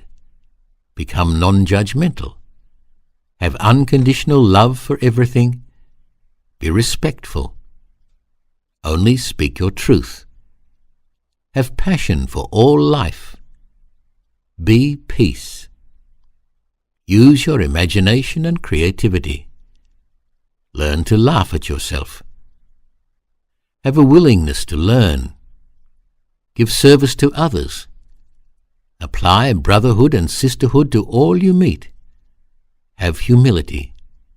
Have enthusiasm. Offer blessings and be light to others.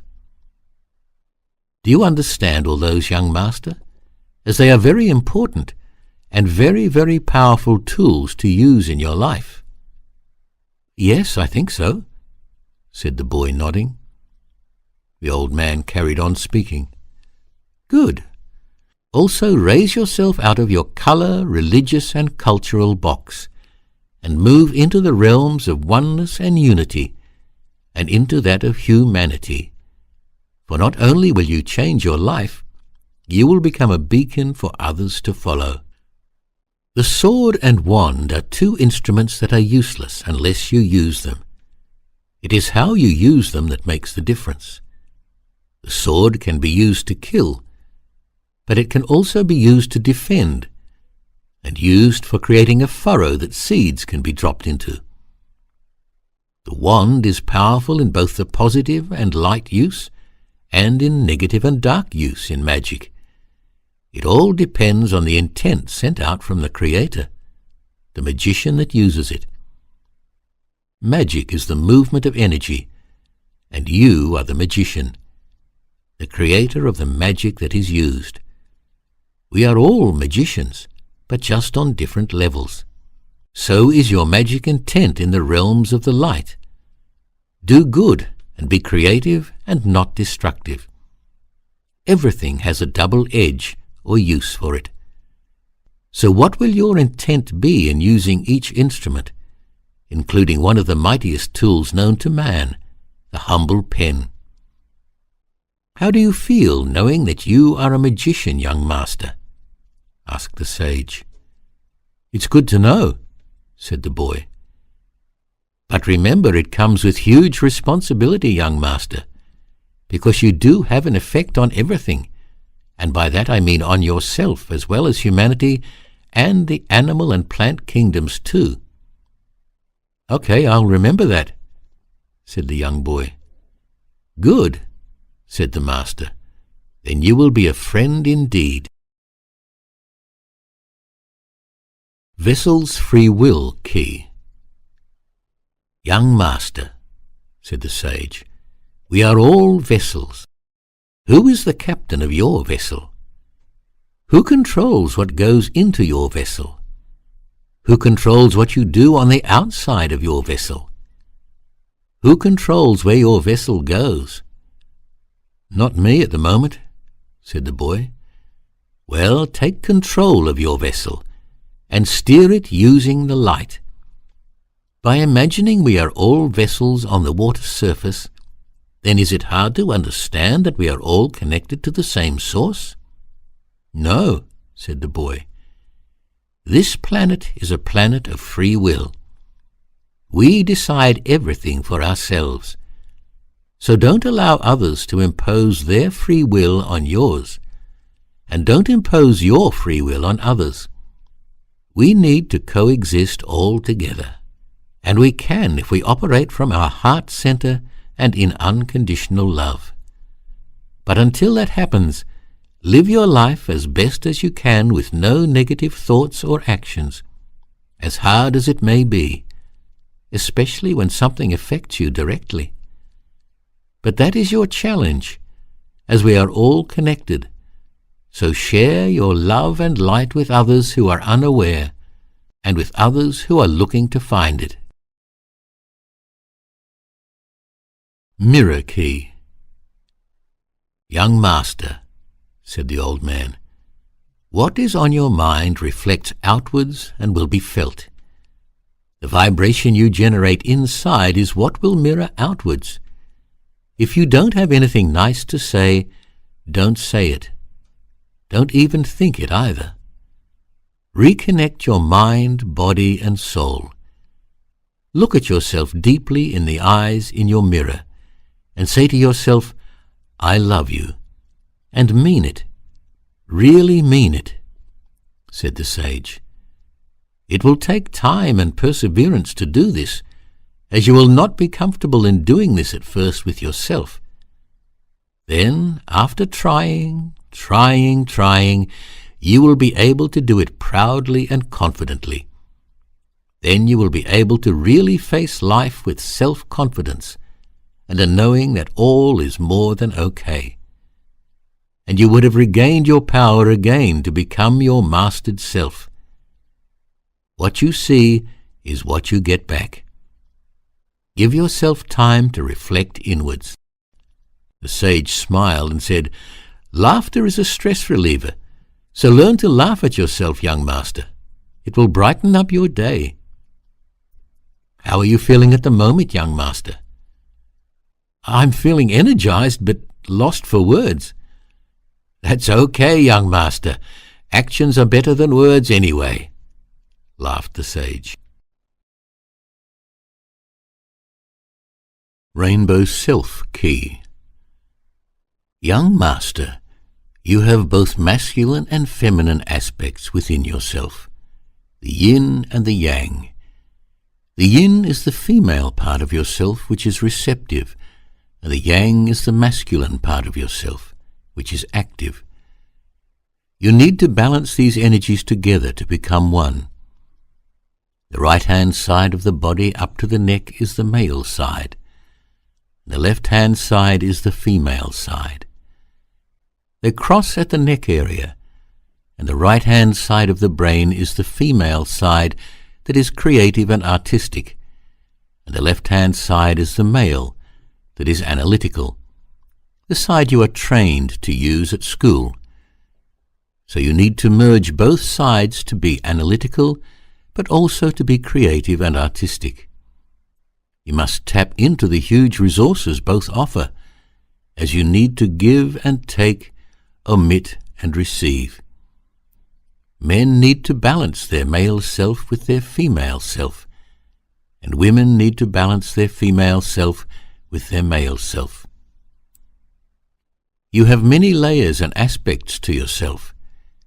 To master them, you need to turn inwards and peel away the layers to get to the center where you will find goodness, freshness, and exotic beauty.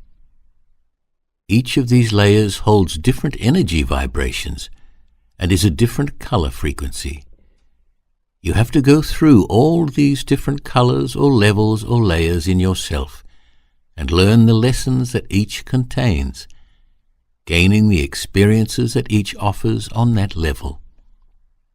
Mastering and learning these different levels will move you up through the eye of the needle to the next level, plane and ledge of knowing.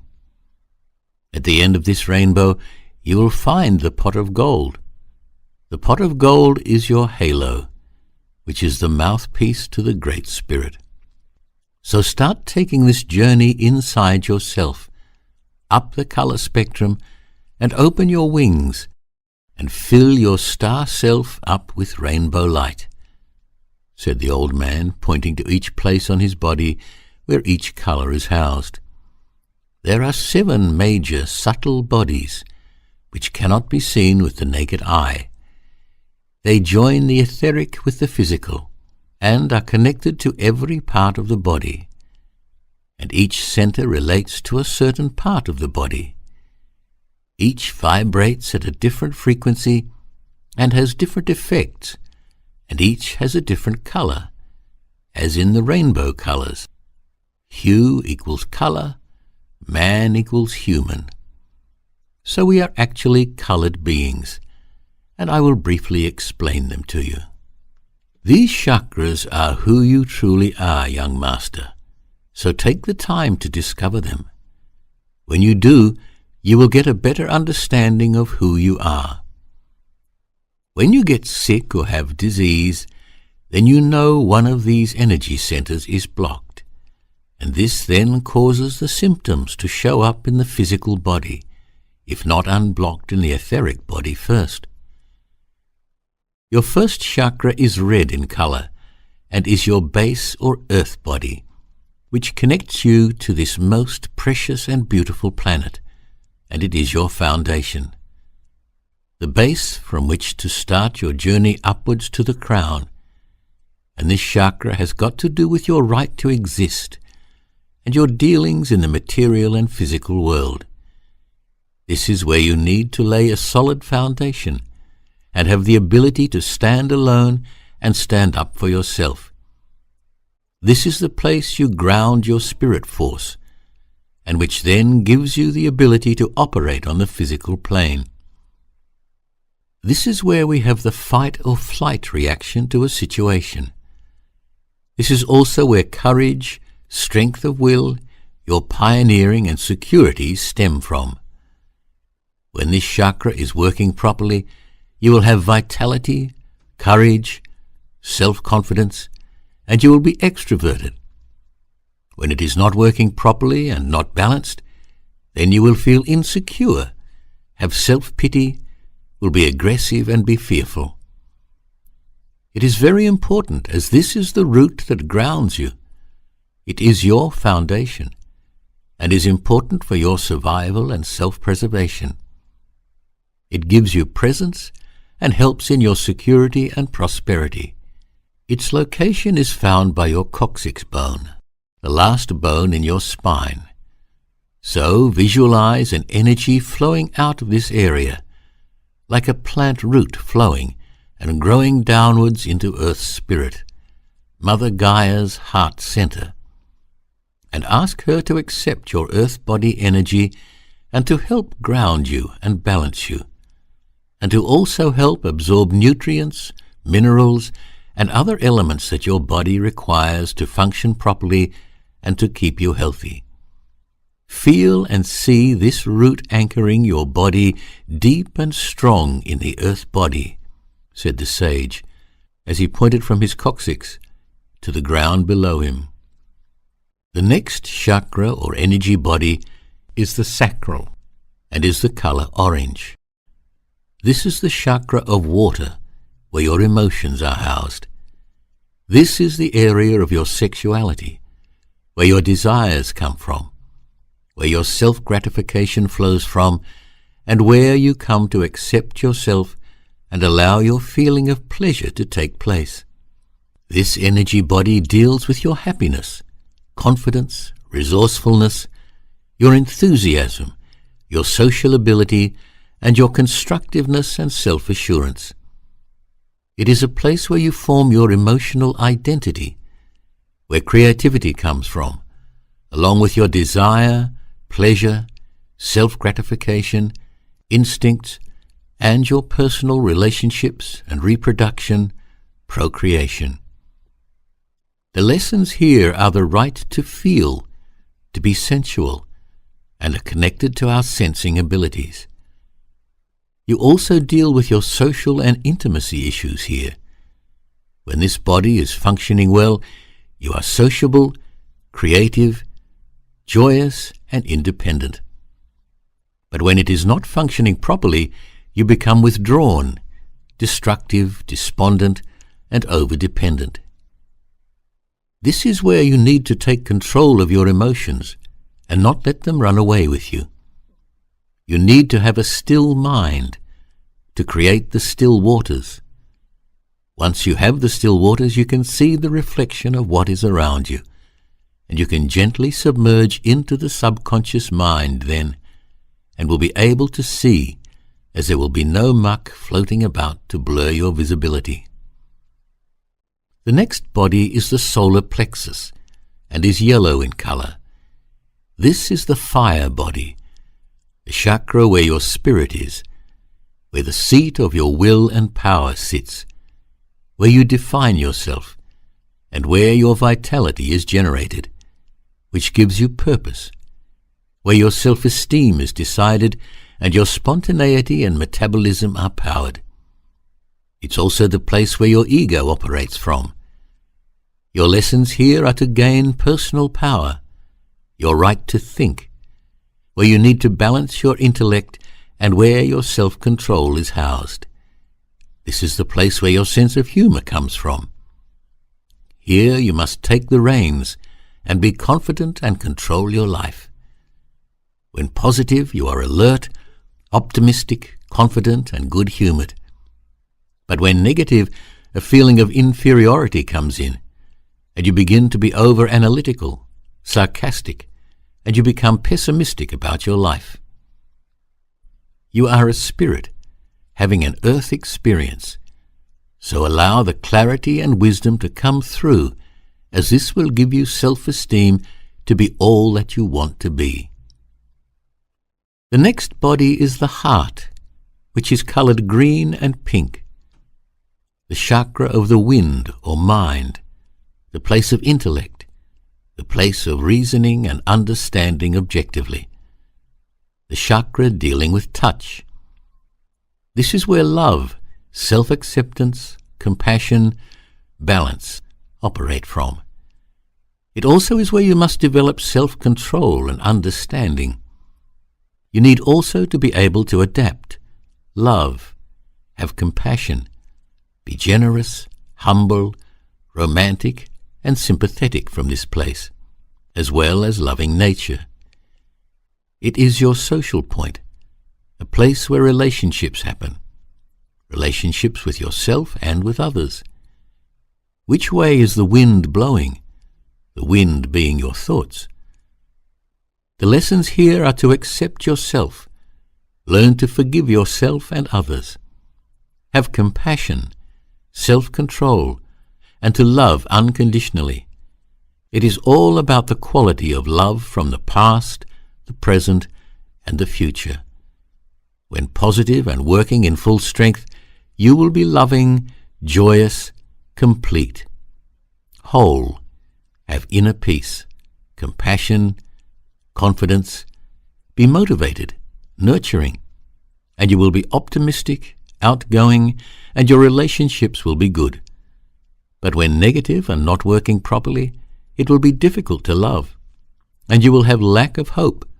You will be in despair, have anxiety, be moody, be envious, be jealous, and be angry, and be fearful.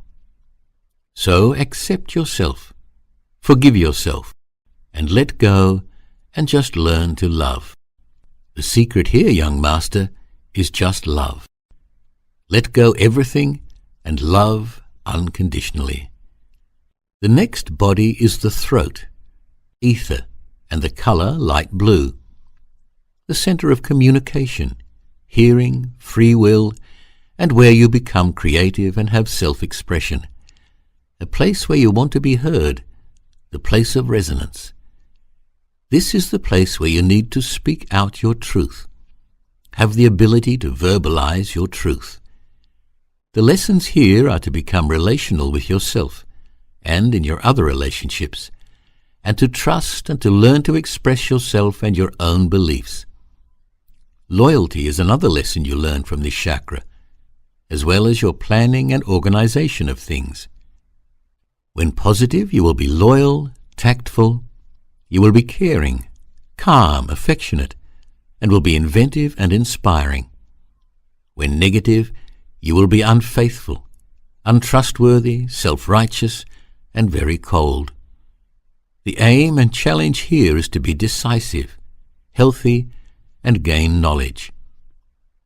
The throat is the bridge between the heart and the mind. So get the mind to be positive and creating good, happy, magical thoughts.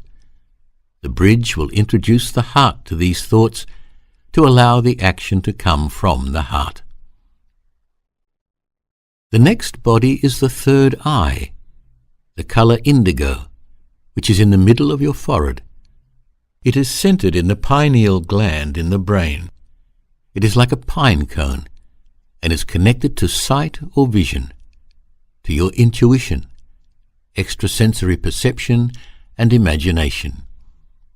It gives you sight of the bigger picture and your psychic perception and where your inspiration comes from.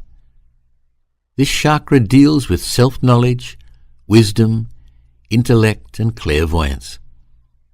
The lessons here are your right to see, to trust your intuition and insights, to develop your psychic abilities. It also deals with your own self-realization. When you are positive and this chakra is working properly, you will have a highly tuned intuition. Be faithful, clear-sighted. You will work with integrity and be open-minded. You will have understanding, and your insight will be full of action and ideas. When not working properly, you will have an inability to trust, have very little intuition, your mind will be scattered, and you will have blinkered vision. So you need to release any negative thoughts that are hidden and repressed. Start to visualize a better future for yourself. See it happening. See the changes taking place in the mind's eye.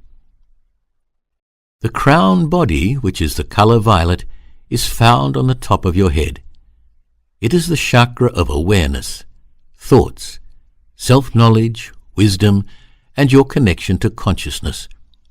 the universal and spiritual connection to all that is and will be. It connects you to the higher dimensions and bliss. This is the magnificent place where beauty, creativity, inspiration come from. You learn to be thoughtful and understand, and become one with the universe, and then you have the ability to learn quickly. This is where inspirational leaders, humanitarians, visionaries, and strong-minded people operate from. When positive and working to your full potential, then you will have reverence for all life, be self-sacrificing in service to others.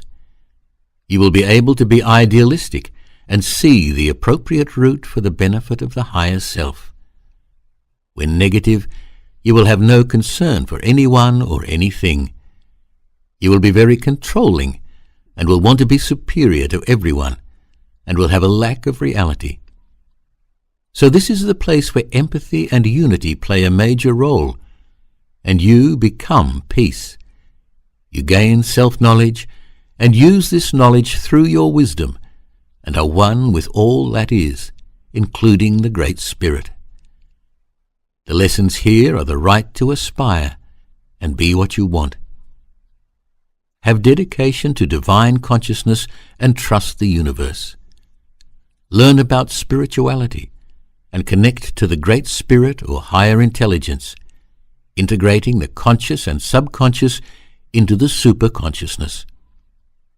This is the place of silence, if you allow it to be, your own temple, the place of the 1,000-petaled lotus flower, which truly is beautiful. As the roots of the lotus flower anchor itself in the muddy and dirty waters, it still has the ability to create magnificent flowers for all to see. Be like the lotus. Anchor your roots, your foundation in the ground of the muddy waters. Still the mind, and the waters will become peaceful. The silt will settle, and as you grow into the air, the light, the openness, then know that in time you will bud the most magnificent flowers, and you will reflect outwards for all to see and feel.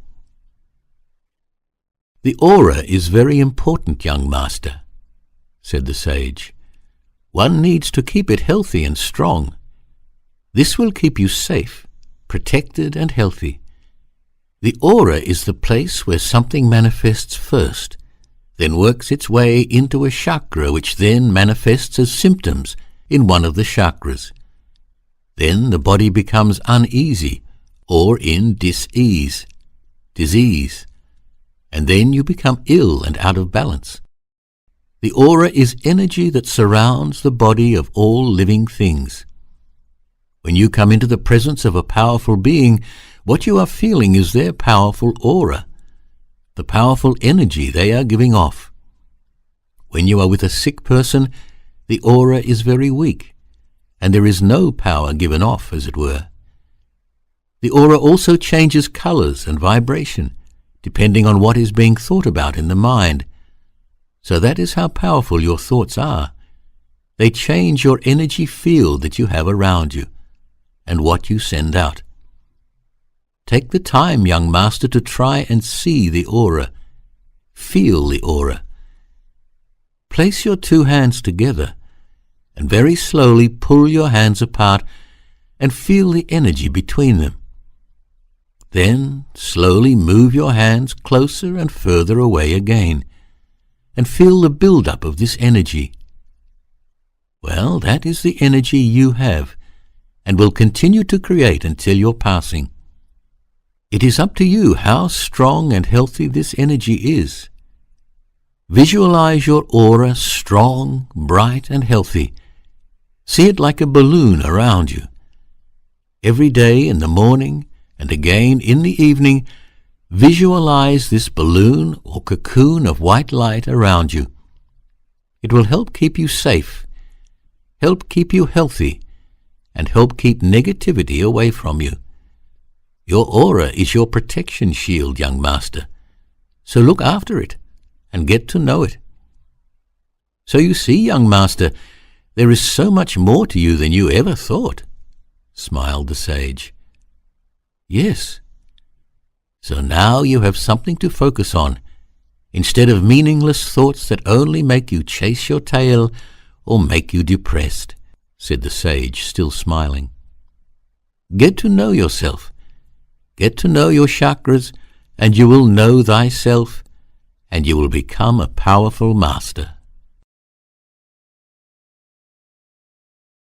Mother Nature Key. Young Master, when you are feeling down or blocked in creativity, go do something outside in Mother Nature.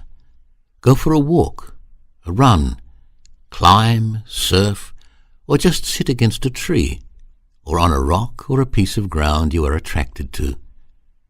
This gets the energy moving and unblocks the stagnant self. Mother Nature's energy is a great healer and inspirer to one's soul's purpose. So get out there and interact with her. Her spirit is called Gaia, as I have said before. She holds you, feeds you, and brings all you have in this earthly world into being. Connect your energy with her by visualizing roots going out of your feet and going into her. Ask her to accept your energy and to bring balance and harmony to you. This will ground you, so you can bring into manifestation your dreams and visions. This will also help you bring all your 5 senses alive to see and feel and smell and hear and taste what is going on around you. Become like that photographer who looks at everything, including the tiniest things, looking for a potential image. Look at the colors, textures, light source, angles. This will make you feel alive. Then your creative juices will flow and you will create wonderful magic, said the sage. Mother Nature is surely wonderful and never boring to look at when you tap into her rhythm. Creating your space key. And there's more, young master, and this too is just as important. Just when you thought that was all you were going to learn today, laughed the sage. I know I have repeated myself a few times, but they are things you should listen to and take notice of. Work for the highest good of everything, including yourself. Surround yourself with positive people, sayings, and have positive actions. Simplify your lifestyle and release old stagnant energies and clutter. Always be aware of what energy is around you. Life is full of good opportunities. Visualize yourself in these spaces first. Then you will be guided by your higher self to be in the correct place at the correct time. As you can see yourself in the past, you can do the same for your future. Create your reality. What do you want? You have the power to manifest your vision through the law of magnetics. The greater the intent, the greater the manifestation. Remember, you are one great, powerful magnet. So let me recap the laws of the universe for you again, young master, to put it all into perspective, said the sage. The law of mentalism is the law of the infinite mind. The universe is infinite, just like your thoughts can be. What you think, you attract. The universe is mental in nature, and so are we. The law of divine oneness means everything is connected. So what we say, do, and believe will have an effect on others and the universe around us. The law of correspondence is, as above, so below. You and the earth are a micro of the macro. Everything is within a hierarchy, as we are within a hierarchy of a hierarchy, and so on. The cosmic hierarchy is infinite, and so is your potential as a cosmic being. So think without any limitations, as the physical world energies of light, vibration, and motion have their corresponding principles in the etheric or universe. The law of vibration tells us that everything moves, vibrates, and travels in circular patterns at a different frequency. All is part of the cosmic intelligence. The higher the vibration, the higher the position in the scale of life. Everything is a vibration within a vibration, and is unique to itself. So control your vibration of thoughts, and you control your physical experiences. The law of polarity shows us that opposites are the same, but different only in degree. The paradox here is everything is one and the same, just different as we humans are the same but different. We can transform undesirable thoughts by concentrating on the opposites. The law of rhythm shows us that everything vibrates. Everything has tides with ebbs and flows where things increase and decrease. These rhythms establish the seasons and cycles. Everything swings backwards and forwards. Everything that goes up must come down. Things are created, things are broken down. Nations rise and nations fall, and this is the natural cycle of life in its rhythm and flow. So if one is in depression or pain, know that you will swing out of it in time, as will you, young master. The law of cause and effect is where we are a mirror unto ourself. Action creates reaction. So what we think internally, we create externally, as everything is a reflection of our mind and our thought patterns. So only think what you want. As nothing happens by chance, and you reap what you sow, you get back what you give out. Action equals reaction.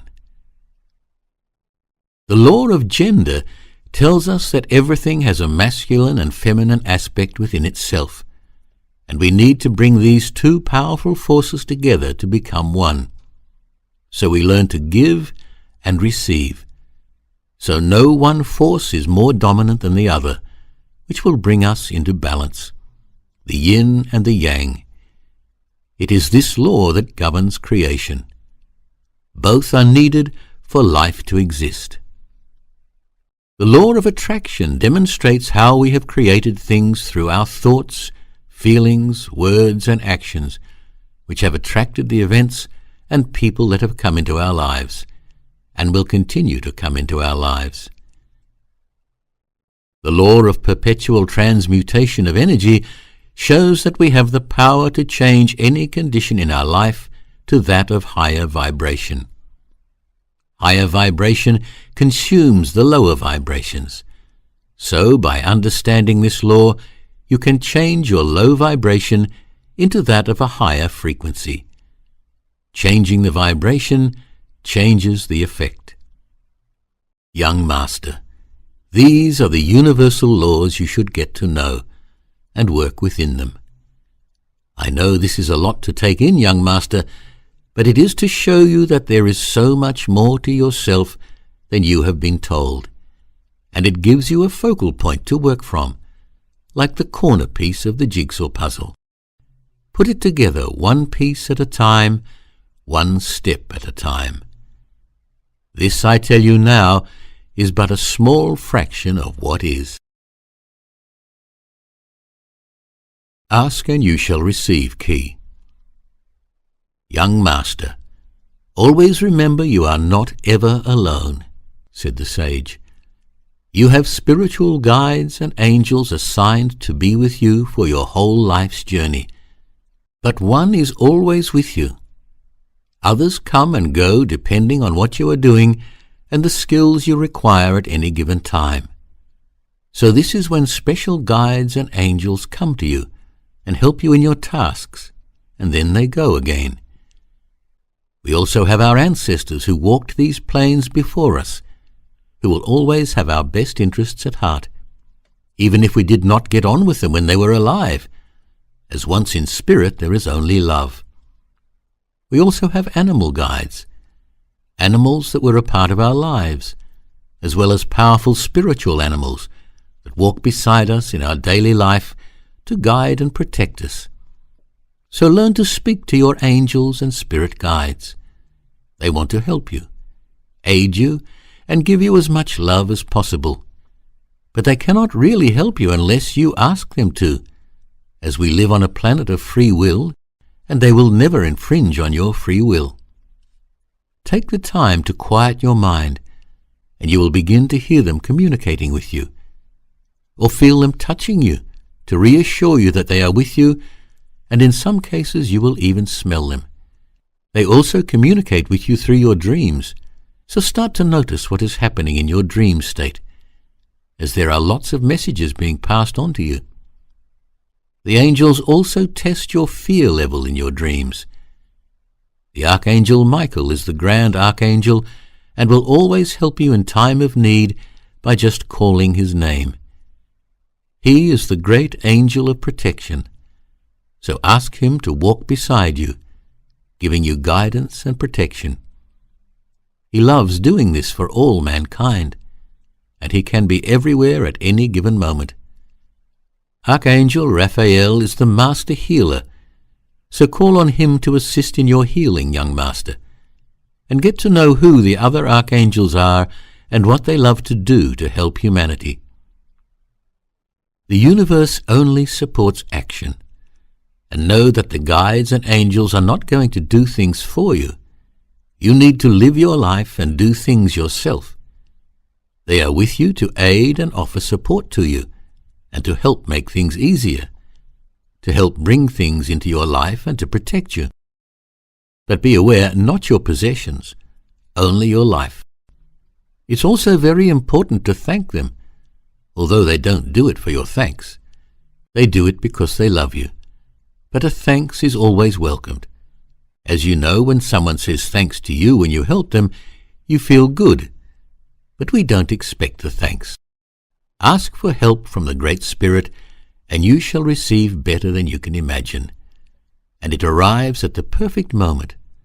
Maybe not when you want it, but when it's perfect for you in each situation. The Great Spirit offers pure love and bliss, but you need to ask for it to obtain it. So, young master, remember, the power of you is determined by you, and a wise man works with what he has.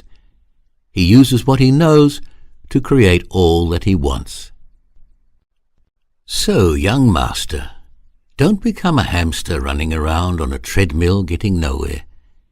Use these keys to get out of the engraved bad habits, your limited thinking, your self-created box, the box you have been placed in by others and which you are now stuck in.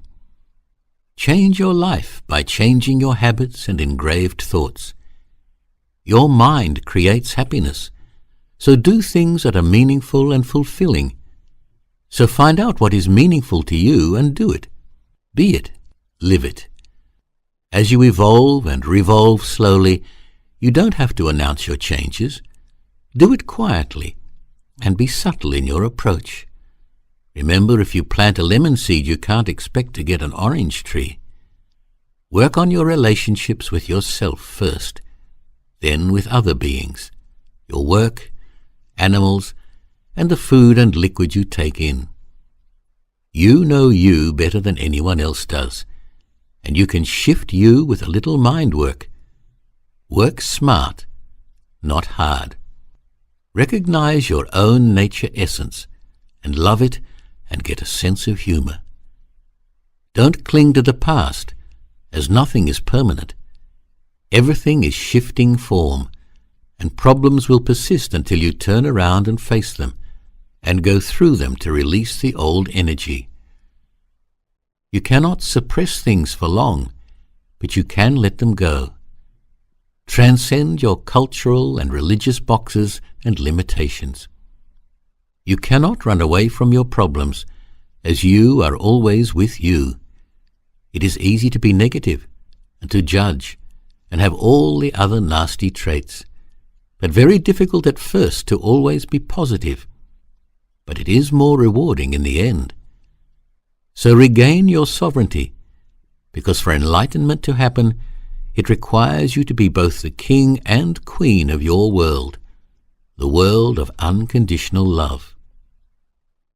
You are a divine spark of life, so connect with the essence of who you are, and that is unconditional love. And be at peace as you move towards your destiny, and have gratitude for all you have and have done, and develop compassion for all living things. This is a positive and uplifting way of life. So, young master, said the sage, there is my master key that can open many openings for you to take you into the realm of the divine kingdom. Once you shift and change your attitude and use the key, you will see your life shift, as well as the other beings that will flow in and out of your space. It is a beautiful and wonderful vibration to be in once you take action in using it. I don't really know what to say, sir, said the boy, overwhelmed. You don't have to say anything, young master, and I am not a sir. I am equal to you as I am a divine, mystical, cosmic being like you, on my journey, and it's been a pleasure to share but a moment of yours. It's just I have travelled further and longer than you, and I have encountered some great teachers who have taught me about life and about me. So thanks are welcomed, but not needed, smiled the master. What would please me more is if you put these sacred keys into action in your own life, winked the sage, smiling. Rebirth, Art of Dying. Now, before I take my leave of you, I would like to pass on something equally as important, said the wise old man. The art of dying is something that should be worked towards. So embrace death. Don't fear it. Most people fear the unknown, but you can prepare yourself for your future incarnation. What I mean about this is that when you understand how the laws of the universe work, then you will live within its laws, so that you can have a great rebirth free from any baggage or karma from past actions. When you understand that actions create reactions, and with that determine your individual and our collective futures, then you will live in a way that will make sure your actions are always correct, positive, and loving. It is one inescapable truth that we all will eventually age and drop this earth body. But your soul carries on the journey, and it takes with it all the lessons you learnt and didn't learn, and you will reincarnate again in some other time and place, and you will be assigned these lessons again and again until you learn them, and go up through the eye of the needle, as it were, up to the next level or plane. The universe keeps balancing itself, and we are all part of the universe and its balancing. Reincarnation is a way in which you heal and balance aspects of yourself that you didn't get right the first or 10th or 100th time. You also bring about balance with other beings for what you did to them or they did to you. Karma is the universal way of balancing our lives by doing unto you what you do to another. It teaches us that the way we do things and behave is the reward we receive back, either positive or negative. Karma is one of our greatest teachers and works in conjunction with our free will, so we don't have the right to interfere with another person's free will. And when we do, karma steps in and shows us what the interference is like by it happening back to the individual who interfered in the first place. Each and every individual will bear responsibility for their own actions. So where it says an eye for an eye and a tooth for a tooth, it means what you do will be done unto you by the law of karma, or law of cause and effect. Karma can repay itself back in this lifetime or lifetimes to follow. But make no mistake, it will come back. So learn your lessons now. learn the art of dying. As in the art of war, the general should know his enemy to defeat them, so too should you know your enemy. Your enemy is not some outside force that you don't have control over. Your enemy is inside of yourself, and when you can acknowledge this and come to terms with it, then you can start to make peace with them. But first comes the awareness of who and what they are and what their powers are.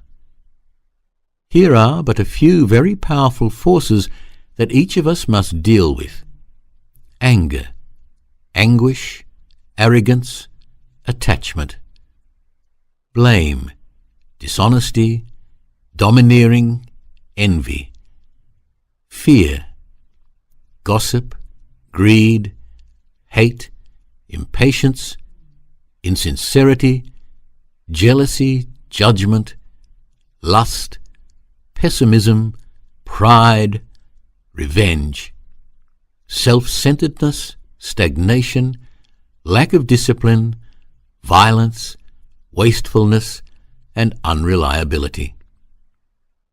Our ego is part of us that is there to keep us protected, and it thinks it runs the show. It thinks it is the master, and it is if you allow it to be. Now the ego's energy does not pass through the heart. It bypasses the heart, and it wants to feel all these emotions so it can feel alive. But when we let the soul take the reins and become the master, which it truly is, then the energy passes through the heart, and it puts the ego to sleep.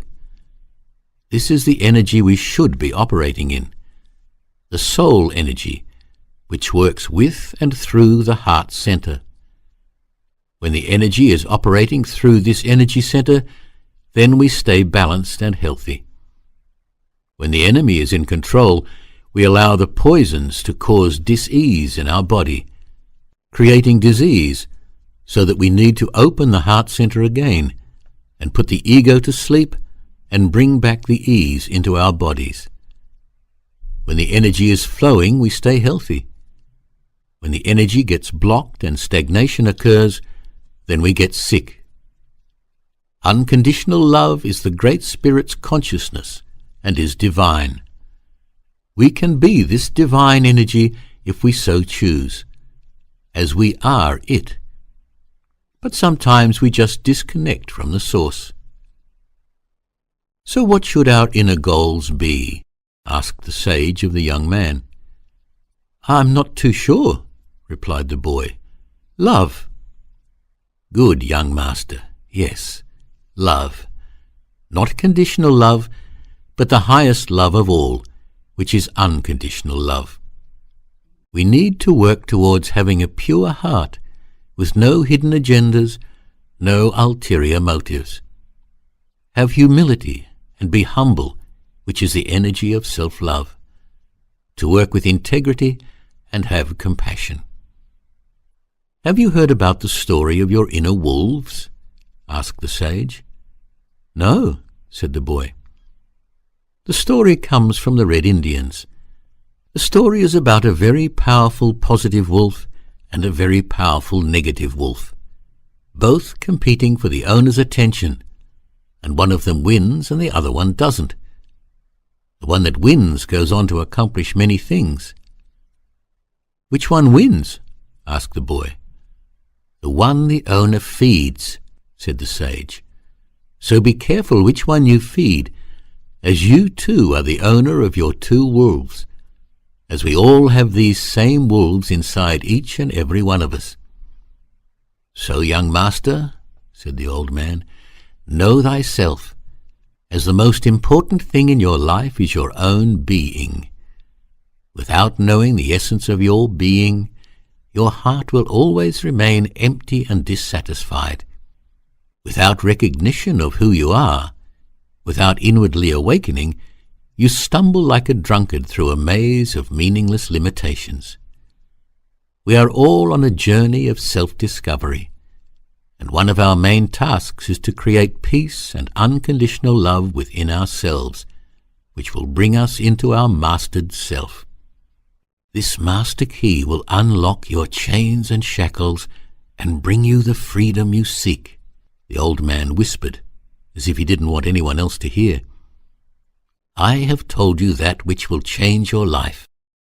Now it is up to you to use the key to release yourself and walk through the door of knowledge and wisdom. But ultimately, it's up to you to do what you want with my message." "Do you have any questions, young master?" asked the sage. "Yes," said the boy. "What is my purpose for being here?" "Good question, young master. Your purpose here is to be yourself and to know yourself. Experience yourself, to learn the lessons of all that confronts you, the good, the bad, the beauty, the ugly, the light, the dark, the positive, the negative, and all the other things that come your way or pop up in your life. Every single thing that happens in your life is a lesson and a chance for you to experience the experience, so you can move up into a new vibration, a new level of knowledge or ledge of knowing. The whole object of life is to become whole, complete, one back with the Creator who is whole and one and is everything. Your purpose is to understand the workings of your inner self and to overcome your limitations, which are mostly self-created or come from people, groups, and organizations that are trying to impose their will on you with their ideas, teachings, and dogmas. And let me say, be very careful about any person, group, or organization that tells you this is the only way, the right way, and any other way is wrong. People, groups, or organizations that offer guidelines with no strict rules are more helpful and will have a lot more concern for your well-being. Also beware of the family curse, if you will, where you are told this is the way we do things, or you cannot do that, or if you do this, people will look at you like that, and you will be cast out if you say or do this. This is how it is done in our way of life or belief structure. Things just are. There is really no right or wrong way, just a way. And as I have stated before, there is universal laws for each action, reaction, and each decision will take you somewhere. So it's up to you where you want to go. These are all limitations. If you take it in and believe it to be truth, then you will limit yourself, put yourself in a box, as it were, where you only have limited space to maneuver. So my guidance to you is don't allow yourself to be boxed in, limited, or told what to do. You need to find your own truth and live by it. Make your own story. Take a road that has not been traveled before. But remember, there are universal laws which govern everything, and you need to work within these laws. And this is just what's going on inside you, laughed the sage again. Now about outside you. The work you do is just an added bonus. So that is why it is important to find out what your passion is and make your passion your work, which is actually your hobby, which you love to do, so it doesn't feel like work. You feel energized before, during, and after you have finished. And wow, if you get paid for doing it, even better. Don't let the money be the main focus. Let the passion of the work be the main focus, and payment will follow it. Don't be a slave to the money. Let the money be the worker of your lifestyle. Let the money work for you and not you for it. As I said, get your inner work functioning well, and the outside will fall into place like well-manufactured cogwheels that turn perfectly, moving the next one and the next one in perfect order, fulfilling the function you want them to do, and you don't force them. One thing I have come to realize is that when I allow things to fall into place, they always work well. But when I try to force them to work, they never work well in the end. We are all individual cogs on a micro and macrocosm level. And it's how we work with the other cogs that makes our world work, turn or function, or not function. We are all in this together, and when one cog is not working in perfect order or flow, it disrupts the whole organism. Your outer role is also to work on your relationships with other beings, forgive, and find a peaceful common ground to work from, to build up these relationships.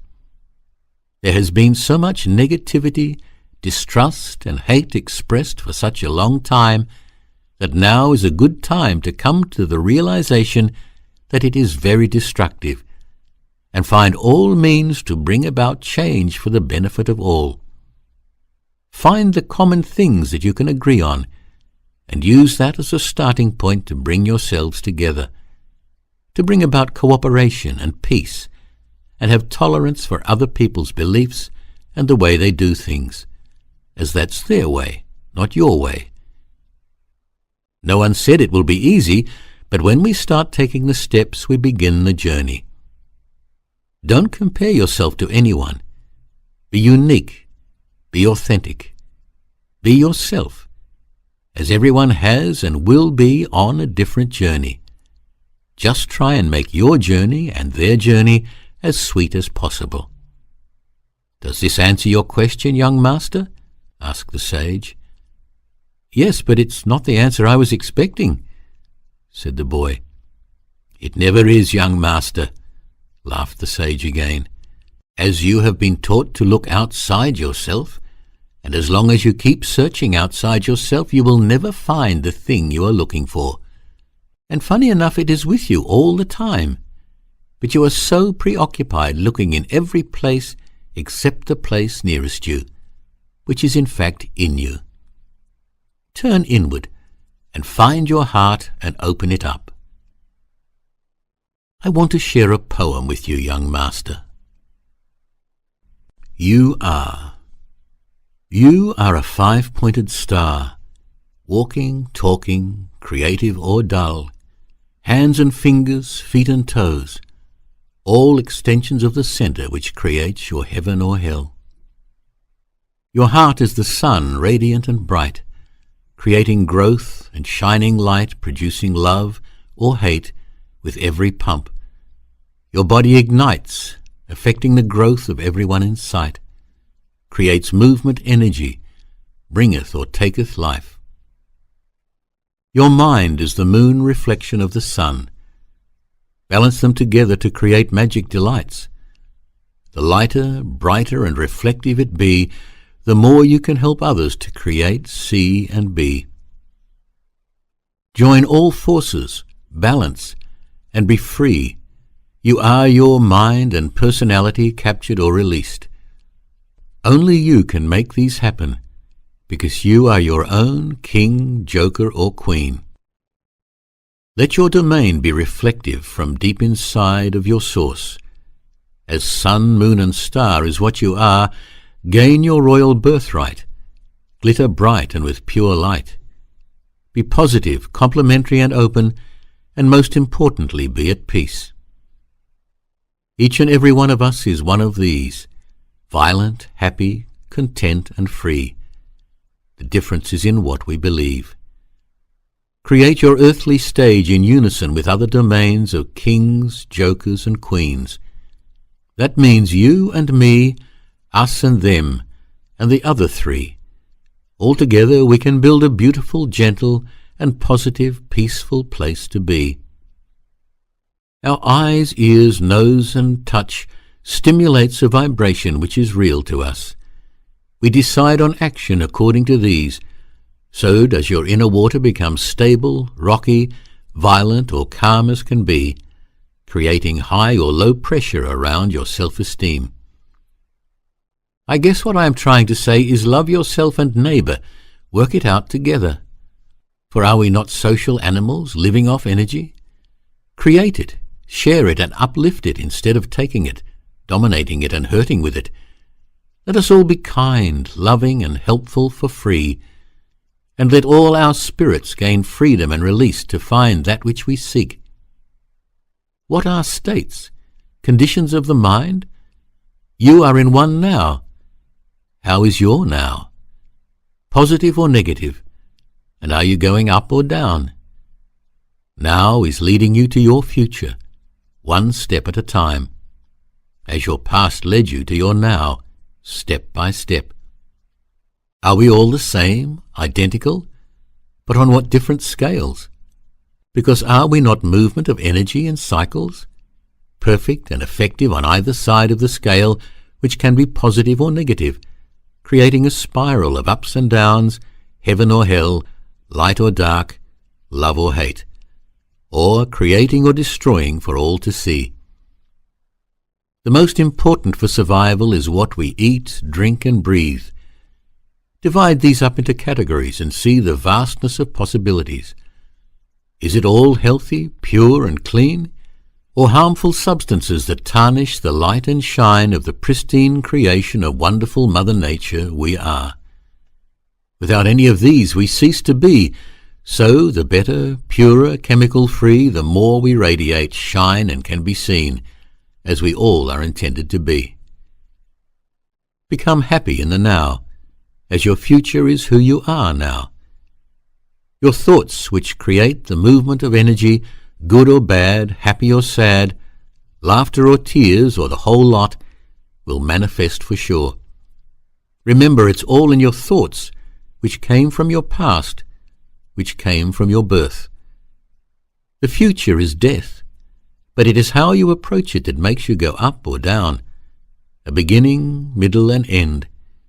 You can't change the beginning and the end, and now you are in the middle.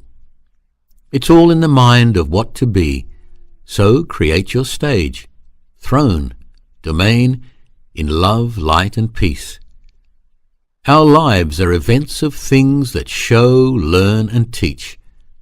This knowledge is what we are, whether health worker, dictator, janitor, or this knowledge is reflective, good or bad. So it comes from the heart. It's pure, true, and clean, and as they say, knowledge is power, and power should be in harmony of the heart, mind, and soul, the 1, 2, and 3. So now take this knowledge, keep what works for you, and leave behind all that doesn't, and start to have the wisdom to use it to bring about a positive change in your life. As I said before, I can pass these teachings on to you, but what you do with them is up to you. If you start putting them into practice, your wisdom will soon start to shine through, as the sun's rays shine through the clouds, and you will light up other people's dark and misty paths, as I have done for you today. But you are much younger than me, so you will be greater than me, as you pass this knowledge on to others, by sharing the fruits of wisdom you gain. And you will also be a shining light for all those who are blind but want to see, and for all those who have no direction and are looking for a starting point. All those who say they are lost because they keep looking outside themselves. All those who are looking down at their feet. All those who don't have access to knowledgeable elders. Shine your light and love far and wide, young master, as you have the power to do so. So, friend, when we work together, we can do a lot to help bring about a change in our fragile but beautiful world. I often hear, well, what can I do to make a difference? Well, you can start making a huge difference by cultivating a positive attitude, as well as creating positive thinking, which will turn into positive speech, which will turn into positive action and positive habits, which will not only affect your life for the better, but everyone else's too. Be inspired to use your loving energy in words and deeds which manifest into positive and uplifting action for yourself and others. Unconditional love is the way we should all strive to live. So now, young master, I have taught you how to hang yourself as promised, but not by your neck as you wanted to do, but by your feet. So you see you were close to the correct intention, but just needed to refine and define the place to put the rope. And by this small adjustment, it changes your perspective completely, and you look and see life totally differently. And you still get to stay alive in the here and now. Now, isn't that a blessing? I want to give you a real task to do, so you can see what I am saying has an effect on you and on others, said the sage. Next time you see a baby crying, visualize and send out the vibration of love and light out from your heart center to that baby, and to whoever is around that baby. The greater the energy sent, the greater the effect. You will see the baby will stop crying as you have raised the energy field around them. Once you see the power in this, then you will realize the power in all your thoughts and see the effect they have. Your thoughts and actions are vibrations experiencing themselves, with an effect of action equals reaction. That's why it's important to send out unconditional love to all things and expect nothing in return. This keeps your vibration high, and you are helping keep the vibration on the planet high. The young master finally said, "Thank you, Master. You have taught me so much today. Things I didn't know of or have the understanding of. And what you have said to me today, nobody has ever spoken of these things to me to help me understand who and what I am and what my power is. I am so grateful that you chose to walk this way today and that our paths have entwined." Nothing happens by chance, young master. This is all by great design, and you are ready.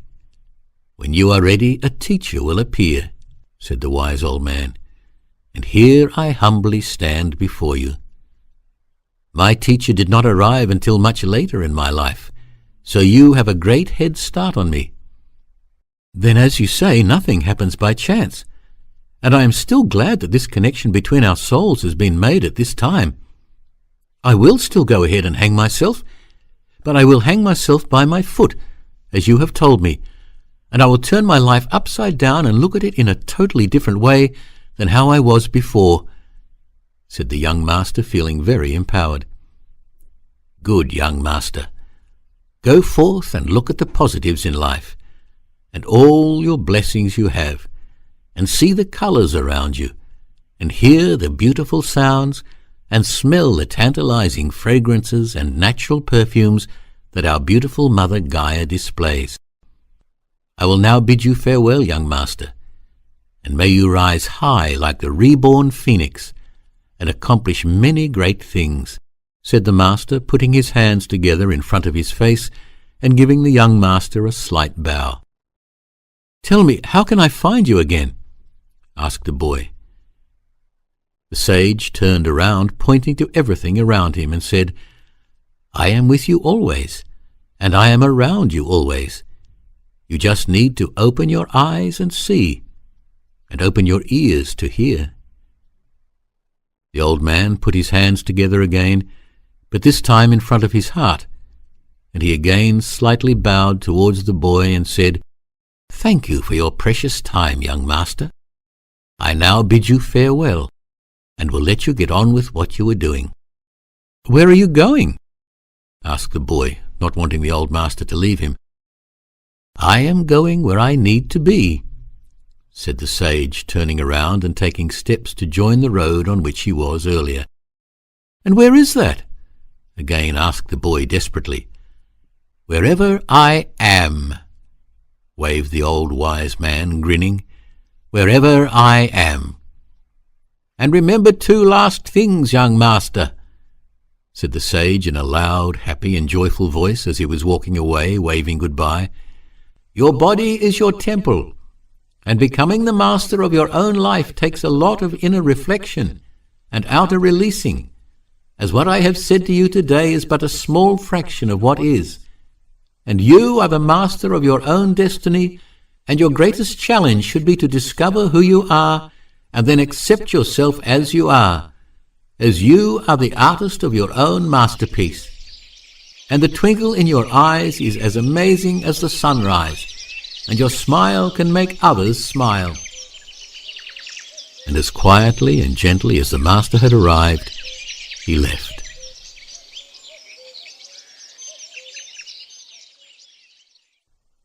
So by living in your heart, the place of your inner sun which shines and radiates golden, bright and warm light, which will in turn reflect on the moon, which is the mind, and thus bringing them together, merging the heart and mind, and let this become your place of truth, which will come from your inner being to become your outer reality. What you think internally, you will mirror and create externally. So it's important to combine your heart, the sun, with your mind, the moon, and become a brighter star than you already are. The rest of the power of the master key comes from the place you hold, which should be the heart. Love will join the rest together to create the master key. Without the heart and love, you don't have a master key to open up the doors of the divine. Alan Rufus. If you have enjoyed this audiobook and have gained something from it, please leave a message below and hit the like button. If you would like to support me, you can purchase a paperback book for yourself or to give as a gift to someone. Or you can also get your very affordable instant ebook download from the links below. Please also come to my website, alanrufus.org. That's ALLANRUFUS.org, and register your email address to receive other motivational bits and pieces, information, newsletters, as well as to find out about any upcoming talks that I'll be having. Thanks again for taking the time to listen to this personal development book, and take with you that which resonates with you and leave the rest behind for another day. Please feel free to share this link with all your friends and family. I hope to see you at one of my talks. I wish you blessings of love, light, joy, and peace. Alan Rufus.